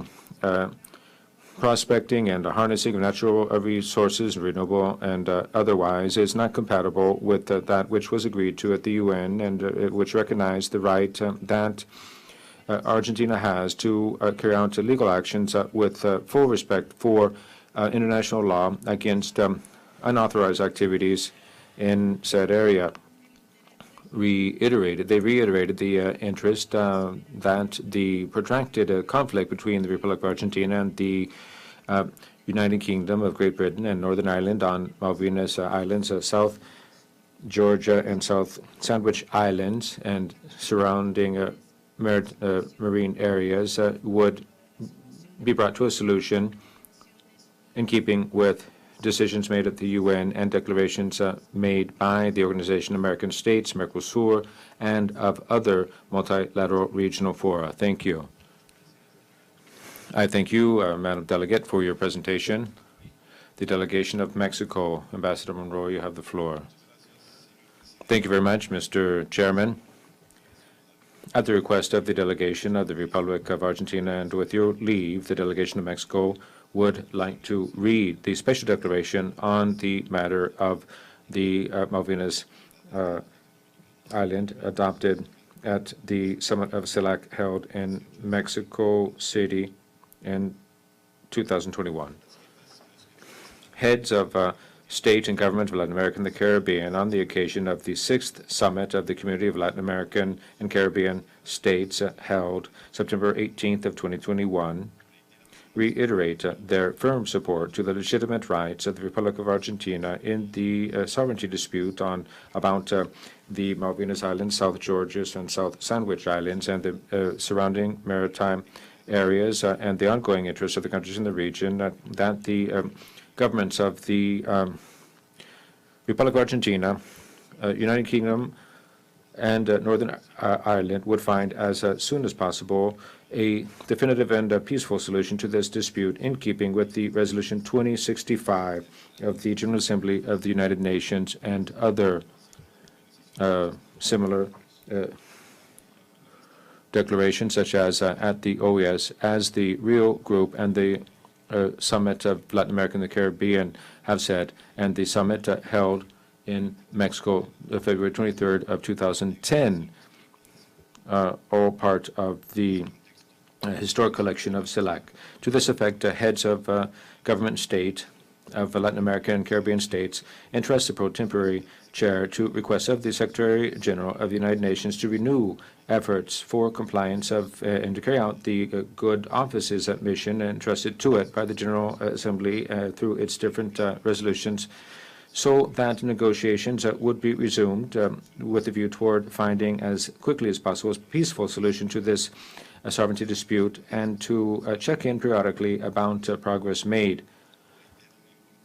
reiterating the importance of observance of the UN General Assembly resolution, which calls for the parties to abstain from adopting decisions that would bring about any type of unilateral modification of the situation, so long as Malvinas Islands, South Georgias Islands, South Sandwich Islands, and surrounding maritime areas are a part of this, or subject of this UN process. And for Argentina to find through negotiations a peaceful and definitive solution to this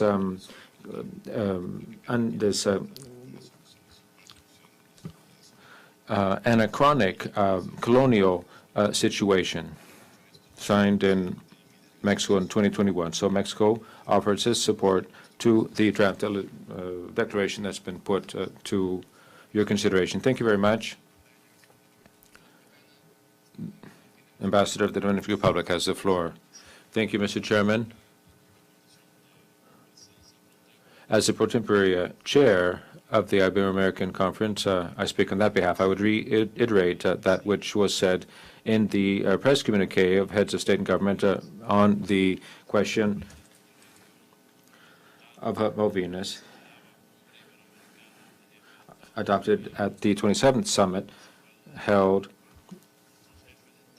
our heads of state and government reasserted the need for the governments of the Republic of Argentina and the United Kingdom of Great Britain and Northern Ireland to resume as soon as possible negotiations to find a swift solution to the sovereignty dispute involving South Georgia's Islands, South Sandwich Islands, Malvinas Islands, and surrounding marine areas in the framework of the UN resolution of the Organization of American States and of the that which is provided for by the UN Charter in relation to unilateral actions of harnessing and exploiting natural renewable and non-renewable resources carried out by the UK in the area under dispute. We would remind everyone of the calls of the international community that there be that any unilateral modifications be adopted, that no such unilateral modifications ever be adopted involving the Malvinas Islands, according to Resolution 3149 of the GA of the UN, and that do no good to solve this problem.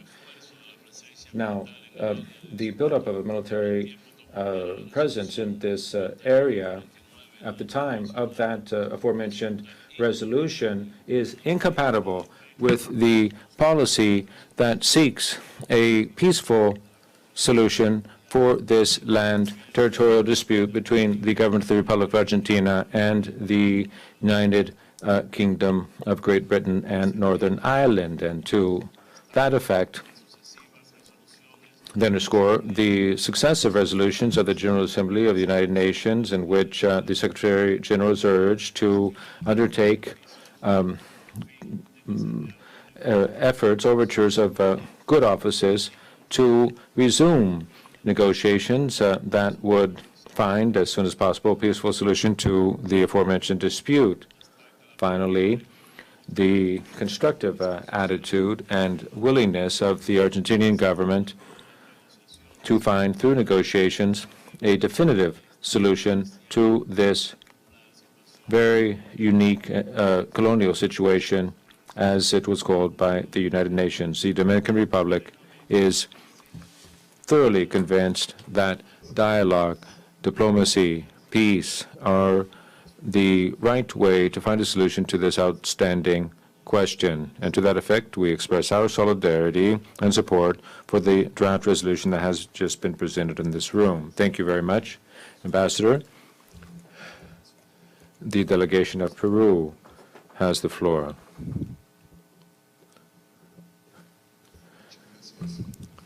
Thank you very much, Mr. Chairman.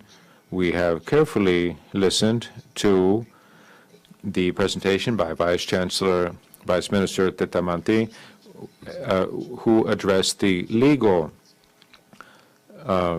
grounds for Argentine's claim.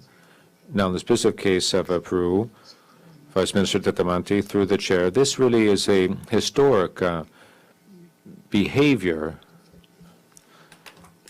Fernando Belaúnde Terry, in the conflict of the Malvinas in 1982, I underscore him, elevated the name of Peru and of Argentina and of the entire region through his statements.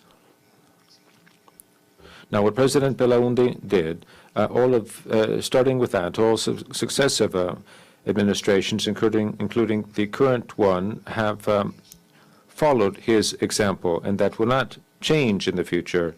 So we do support without any reservations this draft declaration. In the 51st General Assembly of the Organization of American States a year ago, it fell to us to speak on this, and we said that we backed this initiative as presented, but that we hoped in the future we would continue to seek out imaginative ways to lend some real content to these resolutions, a content that reflects more active commitments by the OAS.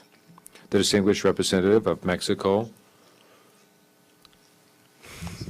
has just told us about the document from CELAC, which is a very important part of that collection of documents. Now, on this particular matter, in the document, we see the value that the fact that the Northern Ireland and the UK are part of this organization as permanent observers is important here in this effort to address this topic. But I think we do need to say explicitly that Peru does ratify these rights of land involving this land dispute of the Malvinas Islands, South Georges Islands, South Sandwich Islands, and surrounding maritime areas. That said, we renew this draft declaration that has been put to the consideration of the General Assembly in the hope that in the Permanent Council later on in the regular affairs of this organization, and I have the honor of being a vice chairing that we will be able to continue taking up this topic such that we can avoid in the future, well, we know that we have to take this up once a year because this is a particularly sensitive issue, not just for the Republic of Argentina, but for the whole of the Western Hemisphere. Thank you very much, Mr. Chairman. Thank you. Esteemed Ambassador, the Republic of Panama has requested the floor. Ambassador, you have the floor. Thank you, Mr. Chairman. Panama reiterates its firm and full support to the legitimate claim of the Republic of Argentina regarding its sovereignty over the Malvinas Islands, South Georges, South Sandwich Islands, and the surrounding maritime areas, in keeping with that which has been established in 10 resolutions, 30 declarations here at the OAS, and what has been said in many resolutions adopted by the UN, as well as that which has been said in other international fora. We make an appeal for this dialogue to resume between the parties to seek out a peaceful solution to this conflict. Panama underscores the need for this dialogue to resume, the one that took place between 1966 and 81, in which some possible solutions were addressed. Our country reasserts one more time that only through dialogue and negotiation would it be possible for us to find solutions to conflicts between states in keeping with the UN's charter, which calls for a peaceful solution to conflicts. We need to continue to support Argentina and express solidarity in those cases of just causes of our sister republics. Panama has always given its has always received support from Argentina regarding the Panama Canal. So there are causes that aren't only national causes, but that are Latin American causes. To this I add that not only Latin America, but all of Latin America as a region needs to be united and continue expressing support for this cause so that finally the much hoped for resolution negotiations will resume, and that the matter of the sovereignty of Malvinas, South Georges, and South Sandwich Islands and surrounding maritime areas can be resolved. Panama will offer its, continue to offer its firm support, and we once again support the draft declaration on the question of the Malvinas Islands presented here. Thank you. Thank you, Madam Ambassador. The delegation of Costa Rica has requested the floor.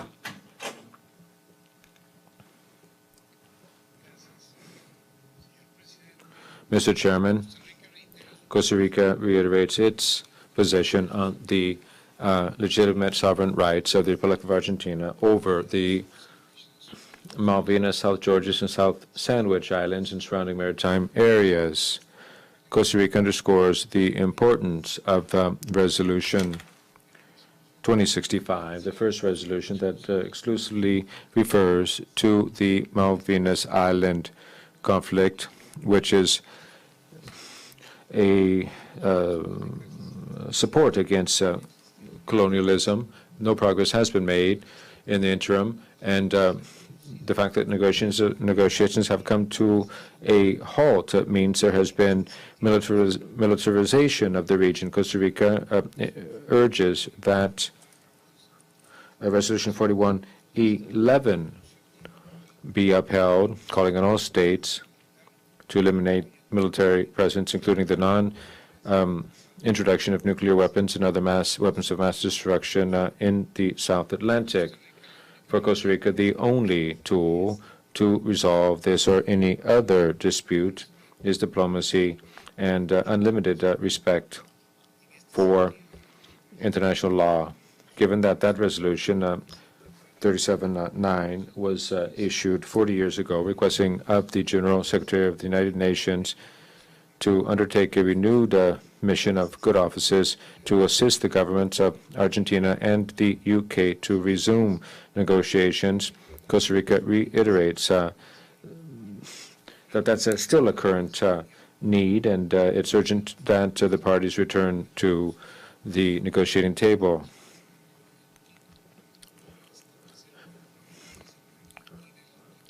Costa Rica supports Argentina's plans to resume direct flights between Argentina and Malvinas. Costa Rica offers any mechanisms of cooperation in the World Trade Organization, as well as declarations of the British government on relations between Argentina and the UK on health and vaccination. Costa Rica trusts that collaboration between both countries will constitute a step forward in a process seeking to find a swift solution. Thank you very much. Thank you for your statement. Antigua and Barbuda, please. Ambassador Sanders, you have the floor. Thank you very much, Mr. Chairman. Mr. Chairman, I should be brief. Antigua and Barbuda has studied carefully the declaration that has been put before us by the distinguished delegation of Argentina. In simple language, we fully support this declaration. We recognize that the delegation of Argentina has reiterated its position that it will look for a peaceful solution to this problem through negotiation. That is the way of diplomacy. That is the way in which we try to find solutions to conflicts. I congratulate the Minister for that consistent position. Antigua and Barbuda supports the declaration. Thank you very much. Muchas gracias. Thank you, Ambassador. The delegation of Bolivia. You have the floor, sir. Thank you very much, Mr. Chairman. The plurinational state of Bolivia supports categorically this resolution regarding the question of the Malvinas Islands and ratifies the inalienable and endless right that the Republic of Argentina has over the Malvinas Islands and surrounding maritime areas. On this occasion and in support of this declaration, I would like to read the ministerial declaration adopted in the 45th ministerial meeting of a group that was carried out virtually on November 30th of 2021, and I quote, December 16th of 2020 is the 55th anniversary of the approval by the General Assembly of Resolution 2065, first resolution referring specifically to the question of the Malvinas Islands. Ministers reaffirmed the need for governments of the Republic of Argentina and of the UK, of Great Britain, and Northern Ireland to renew negotiations pursuant to principles and objectives of the UN Charter and attendant GA resolutions to find as quickly a peaceful solution to the sovereignty dispute involving the question of the Malvinas, South Georgias, and South Sandwich Islands and surrounding maritime areas, and expresses its pleasure to see the willingness of Argentina and the UK to undertake such negotiations. Ministers reasserted the principle of territorial integrity enshrined in a resolution of the GA, underscoring the rights of the member states of the group of permanent, that is, countries' sovereign right to have access and enjoyment of its own resources in respect of international law against non-authorized activities harnessing oil products in that area, and reminding everyone that each party should abstain from taking any decision that would avoid any type of unilateral activity as long as the islands continue going through that process according to 3149 of the GA of the UN. Mr. Chairman, when we here speak about fighting against inequality and discrimination, in which we speak of equality and justice, nothing can be fairer than to offer our support in this continent for a fair and noble cause, which is full claim over of Argentina's sovereignty over the Malvinas Islands. Muchas gracias, estimado embajador, por su intervención. Identifico a la... Thank you. Guatemala has the floor. Thank you. Thank you, Mr. Chair. Guatemala appreciates the presentation of the declaration on the issue of the Malvinas Islands. My country reaffirms its commitment to continue working within the framework of international law and the relevant resolutions for the hemispheric interest, and fully supports the claims of the Republic of Argentina in the sovereignty dispute over the Malvinas Islands, South Georgias and South Sandwich Islands, and the surrounding maritime areas, and the permanent interest of the countries of the region for the resumption of negotiations between the governments of Argentine Republic and the United Kingdom of Great Britain and Northern Ireland in order to find as soon as possible a peaceful and definitive solution to that dispute. Mr. Chairman, Guatemala is a country that promotes peace and supports all efforts with a view to peacefully resolving the situation, sees with great pleasure that the government of Argentina continues to maintain commercial and diplomatic relations with the United Kingdom of Great Britain and Northern Ireland, which strengthens bilateral cooperation and multilateral cooperation. Likewise, we salute the constant willingness of the Republic of Argentina to find a peaceful resolution of this dispute, as is provided for in the Charter of the United Nations, and reiterate a call for the United Kingdom of Great Britain and Northern Ireland to agree to negotiating a peaceful resolution that would be of benefit to both parties. Many thanks. Thank you, Mr. Foreign Minister, for your intervention. According to the requested parties, I identify now, I give the floor to the Ambassador of the Delegation of Chile. Thank you. Since 1992, Chile has a state policy that has been consistent in recognition of the legitimate claims of sovereignty over the Malvinas, South Georgias, and South Sandwich Islands and the surrounding maritime areas. And likewise, reiterate our call for bilateral negotiations with the United Kingdom of Great Britain and Northern Ireland to find a possible peaceful and definitive solution to that dispute, in accordance with the pertinent resolutions of the General Assembly of the United Nations and the Organization of American States. At the presidential level, Chile also supports this claim. There are a number of presidential declarations in various regional fora, as well as in this General Assembly of the OAS, where Chile and President Boric have confirmed this recognition of such claims. For this reason, Chile expresses its full support to the resolution of this August Assembly of the claims over the Malvinas Islands. Thank you, Ambassador. I give the floor to Ambassador Pablo Caballero from El Salvador. Thank you, Mr. Chairman. My delegation reaffirms the support to the people and the government of Argentina in this controversy.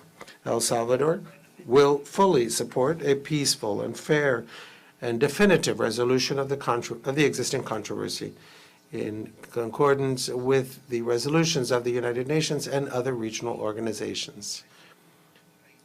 For this reason, we favor the renewal without delay of negotiations between the United Kingdom of Great Britain and Northern Ireland, and El Salvador supports the declaration presented by the Republic of Argentina with the full conviction that a solution will contribute to peace and security in our region. Thank you, Mr. Chairman. Thank you, Mr. Ambassador. I now recognize the Secretary General who has asked for the floor. Thank you. The General Secretariat supports this declaration on the matter of the Malvinas Islands is within the work of this General Assembly, reaffirming the historic position of our organization, the unalienable and historic rights of sovereignty claims over the Malvinas, South Georgias, and South Sandwich Islands and the surrounding maritime areas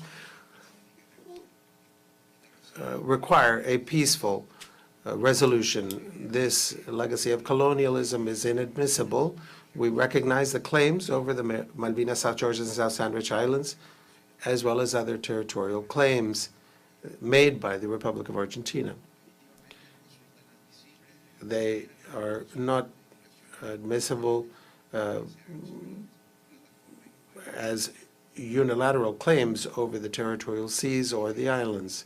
The General Secretariat values highly the hemispheric solidarity with the Republic of Argentina in regards to these claims. Thank you, Mr. Secretary General, for your remarks. I will now give the floor to the Undersecretary of Foreign Affairs, Edgardo Torres of Honduras. Thank you. I will be brief. Honduras fully recognizes the unalienable rights claims over the Malvinas Islands and surrounding areas. And the government of Honduras fully supports the declaration presented by the Republic of Argentina. Thank you, Mr. Vice Minister. And finally, I give the floor to the Republic of Uruguay, Dr. Carolina Achipatre, Undersecretary of Foreign Affairs. Uruguay reiterates its support to the legitimate claims of the Republic of Argentina in the sovereignty dispute relative to the Malvinas, South Georgias, and South Sandwich Islands and surrounding maritime areas. In this particular situation, we do not find it legitimate to refer to self-determination as this was an illegal occupation carried out by the United Kingdom, and it does not constitute a people as such. And so the principle of territorial integrity must be respected in conformity with the principles of international law. Since Resolution 2065 of 1965 to date, the General Assembly of the United Nations and the Special Committee on Decolonization have recognized that the issue of the Malvinas Islands is a sovereignty dispute involving the Republic of Argentina and the United Kingdom of Great Britain and Northern Ireland, and that the means of ending this situation, this colonial situation, is a peaceful and negotiated resolution of the controversy between the two parties. My country has expressed itself in favor of these claims over the Malvinas Islands on numerous occasions, and as the delegate of Paraguay recently remarked, the heads of state of Mercosur, in a joint communique of 1992, on the meeting of heads of state of Mercosur at that time, reaffirmed the support of the claims over the Malvinas Islands in 1996 in Potrero de los Funes and reaffirmed the legitimate claims of the Republic of Argentina in the sovereignty dispute. We reiterate the interest in our region that the prolonged dispute over sovereignty between the Republic of Argentina and the United Kingdom of Great Britain and Northern Ireland over the Malvinas, South Georges, and South Sandwich Islands and surrounding maritime areas find a solution as soon as possible in concordance with the pertinent resolutions of the United Nations, as well as the declarations of this organization, Mercosur, and other multilateral regional forums. Resolution 3149 of the General Assembly of the United Nations calls on the parties to abstain from adopting decisions that entail the introduction of unilateral modifications to the situation. In this regard, it is necessary for the United Kingdom to end the exploration and exploitation of natural resources and not carry out military exercises in the zone in dispute. The adoption of unilateral measures, including exploration and production of natural renewable and non-renewable resources in the area in controversy, is not in compliance with the resolutions of the United Nations, and we recognize the rights of Argentina to carry out legal activities, and we reiterate that the South Atlantic is a zone of peace and cooperation with a view of respecting and promoting a peaceful resolution of disputes. Uruguay expresses once again its support for the willingness of the Republic of Argentina and calls on the United Kingdom of Great Britain and Northern Ireland to engage in a peaceful resolution to this dispute. For these reasons, let me state, Mr. Chairman, that on behalf of Uruguay, we propose that by acclamation we adopt this resolution. Many thanks, Subsecretary of Foreign Affairs. It is my pleasure to state that we have approved by acclamation the resolution of this Assembly on the Malvinas Islands. And I call on Ambassador Mauricio Montalvo of Ecuador.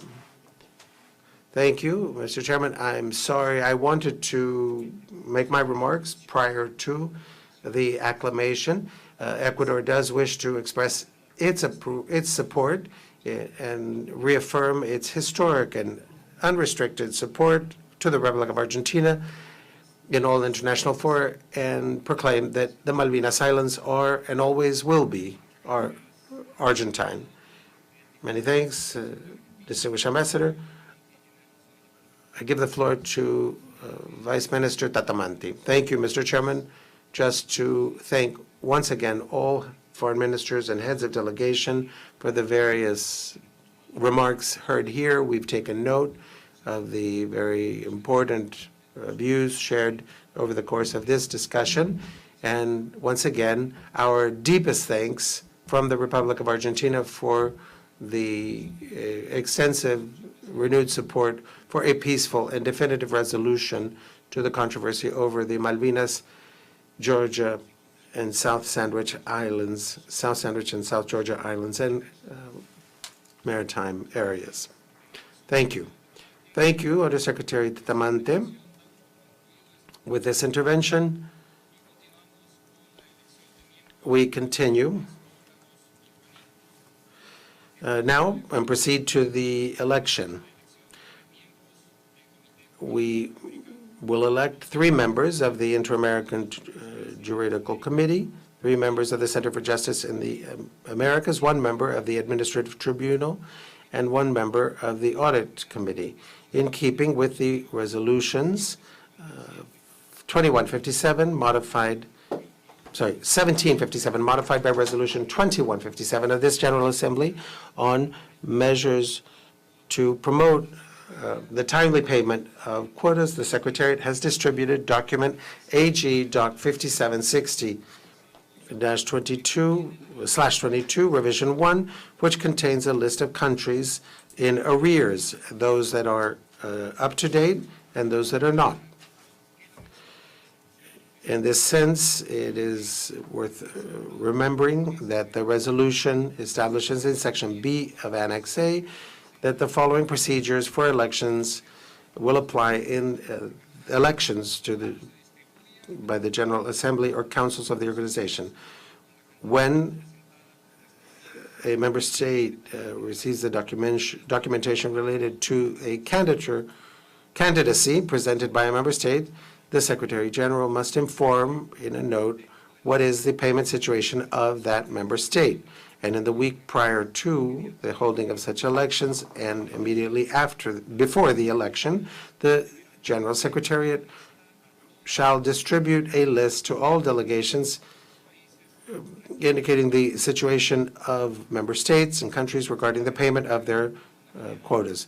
Also, the number of years of arrears must be indicated. No voting shall take place until such information has been circulated and is communicated to the delegations. Thirdly, the organ of the relevant election may take into account specifically the situation of those member states that are not to date on their payments. To begin the elections that attend us, I would ask for Delegate Cinnamon Botero of the delegation of Belize and Delegate Ignacio Casaña of the delegation of Paraguay to assist the presidency or the chairmanship with the vote counting. I invite those delegates to join me at the head table.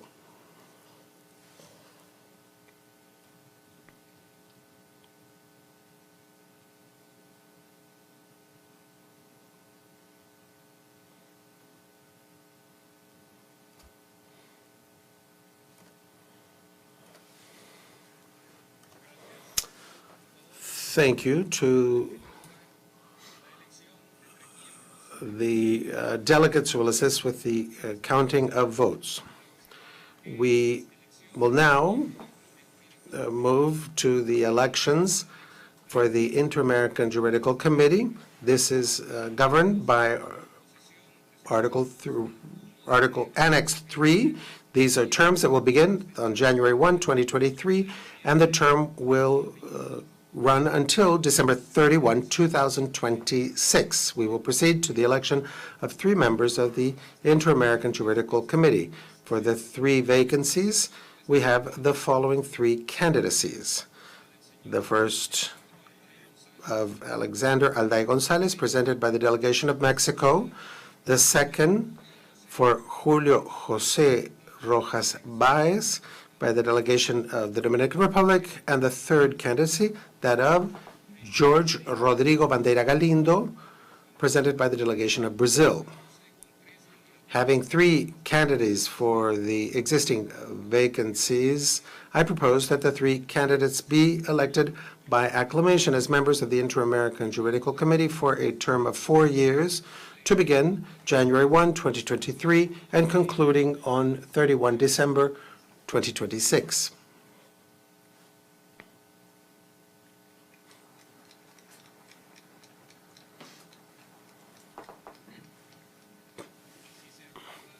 So agreed. My sincere congratulations to Alejandro Alday Gonzalez, Julio José Rojas Baez, and George Rodrigo Bandeira Galindo for their election. And I wish them a successful term as members of the Inter-American Juridical Committee. We now move to the election of 2 members of the Justice Study Center of the Americas. For these 2 existing vacancies, the following 2 candidacies have been presented. Nicolás Soler, presented by Argentina, and the second, that of Ms. Cecilia Ilusión Barrios Ortega, presented by Guatemala. Having 2 nominations for existing vacancies, I propose that both candidates be elected by acclamation as members of the Justice Studies Center of the Americas for a period of 3 years to begin January 1, 2023, and concluding on December 31, 2025.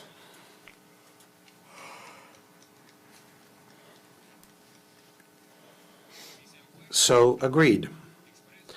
I express my sincere congratulations to Mr. Nicolás Soler and Ms. Cecilia Barrios Ortega on their election, wishing them a successful term as members of the Justice Studies Center of the Americas. It is now time to proceed to the election of a member of the OAS Administrative Tribunal. For the existing vacancy, there are two candidacies. The first, Ms. Roberta Lima Vieira, presented by Brazil, and the second, Ms. Maria Cecilia Cázares Navarrete, presented by Chile. Having then two candidacies for the existing vacancy, we will proceed to elect one by ballot. I request that the Secretariat assist in the distribution of ballots.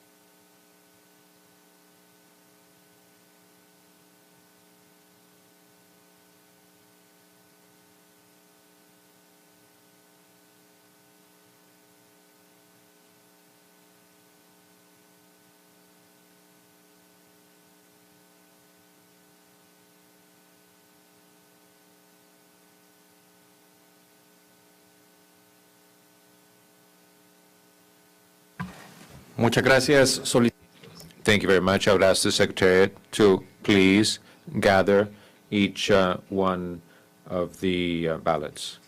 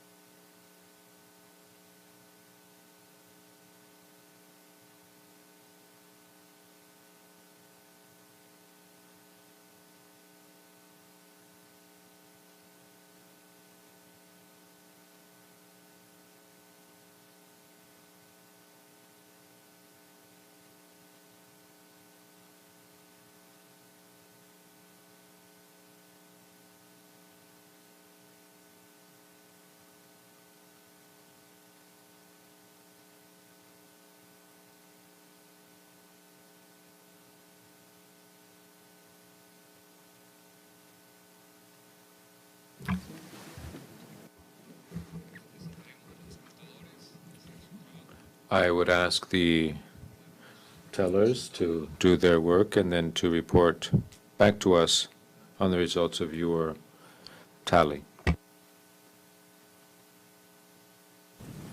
María Cecilia Cáceres Navarrete, Chile.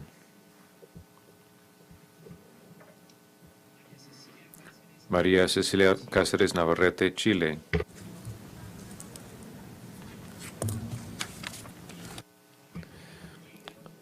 Roberta Lima Vieira, Brasil.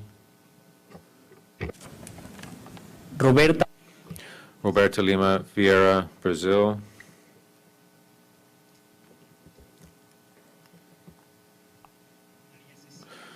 Maria Cecilia Cáceres Navarrete, Chile.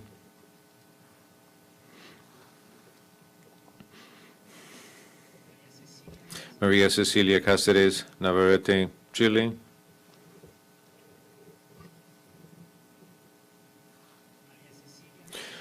Maria Cecilia Cáceres Navarrete, Chile.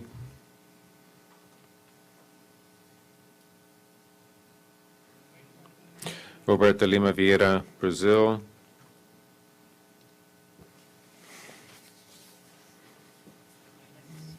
Maria Cecilia Cáceres Navarrete, Chile.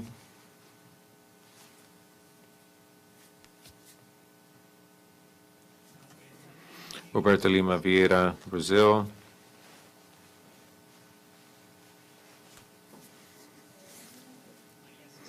Maria Cecilia Cáceres Navarrete, Chile.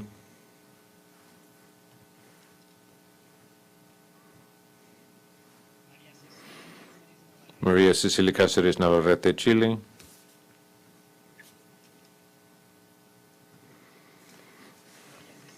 Maria Cecilia Cáceres Navarrete, Chile.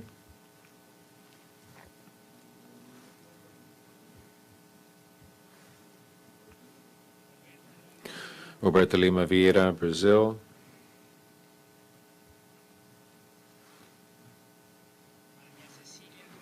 Maria Cecilia Cáceres Navarrete, Chile.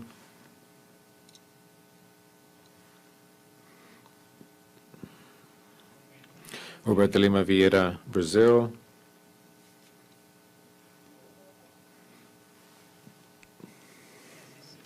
Maria Cecilia Cáceres Navarrete, Chile.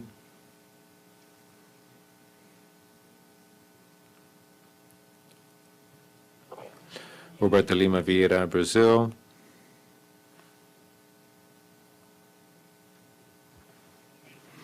Roberta Lima Vieira, Brazil.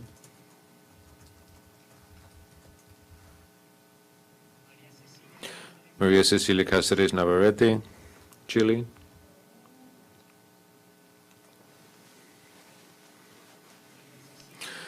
Maria Cecilia Cáceres Navarrete, Chile.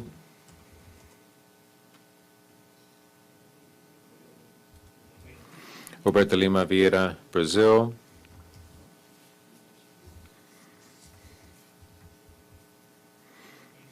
Roberta Lima Vieira, Brazil.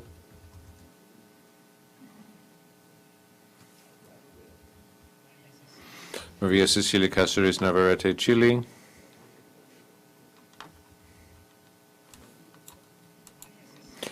Maria Cecilia Cáceres Navarrete, Chile.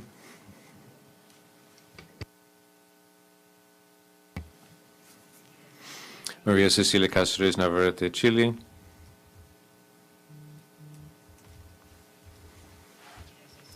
Maria Cecilia Cáceres Navarrete, Chile.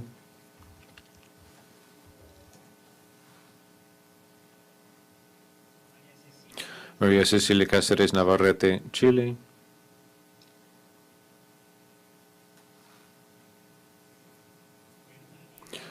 Roberta Lima Vieira, Brazil.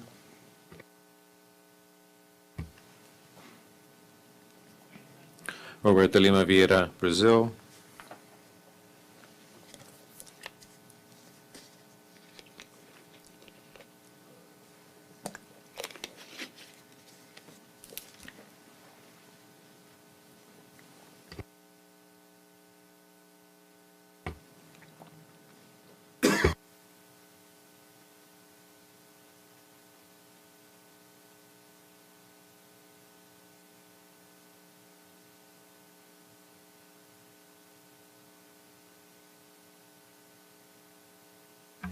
Pido a los escrutadores.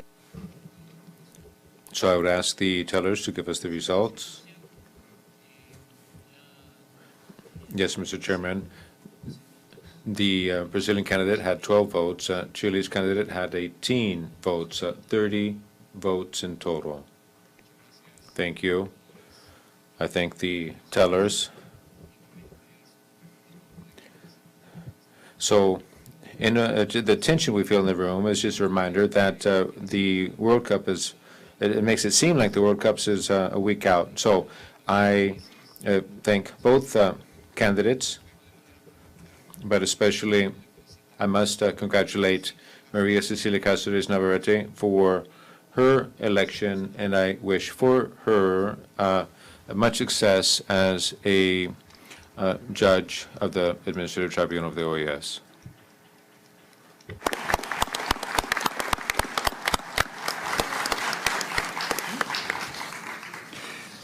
Muchas gracias. Thank you very much.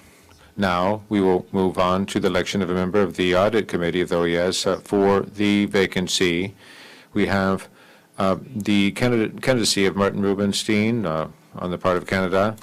Given that there's only one candidate for the vacancy, I would propose that Mr. Rubenstein be elected by acclamation as a member of the Audit Committee of the OAS for a 3-year period starting January 1st of 2023 to conclude December 31st of 2025.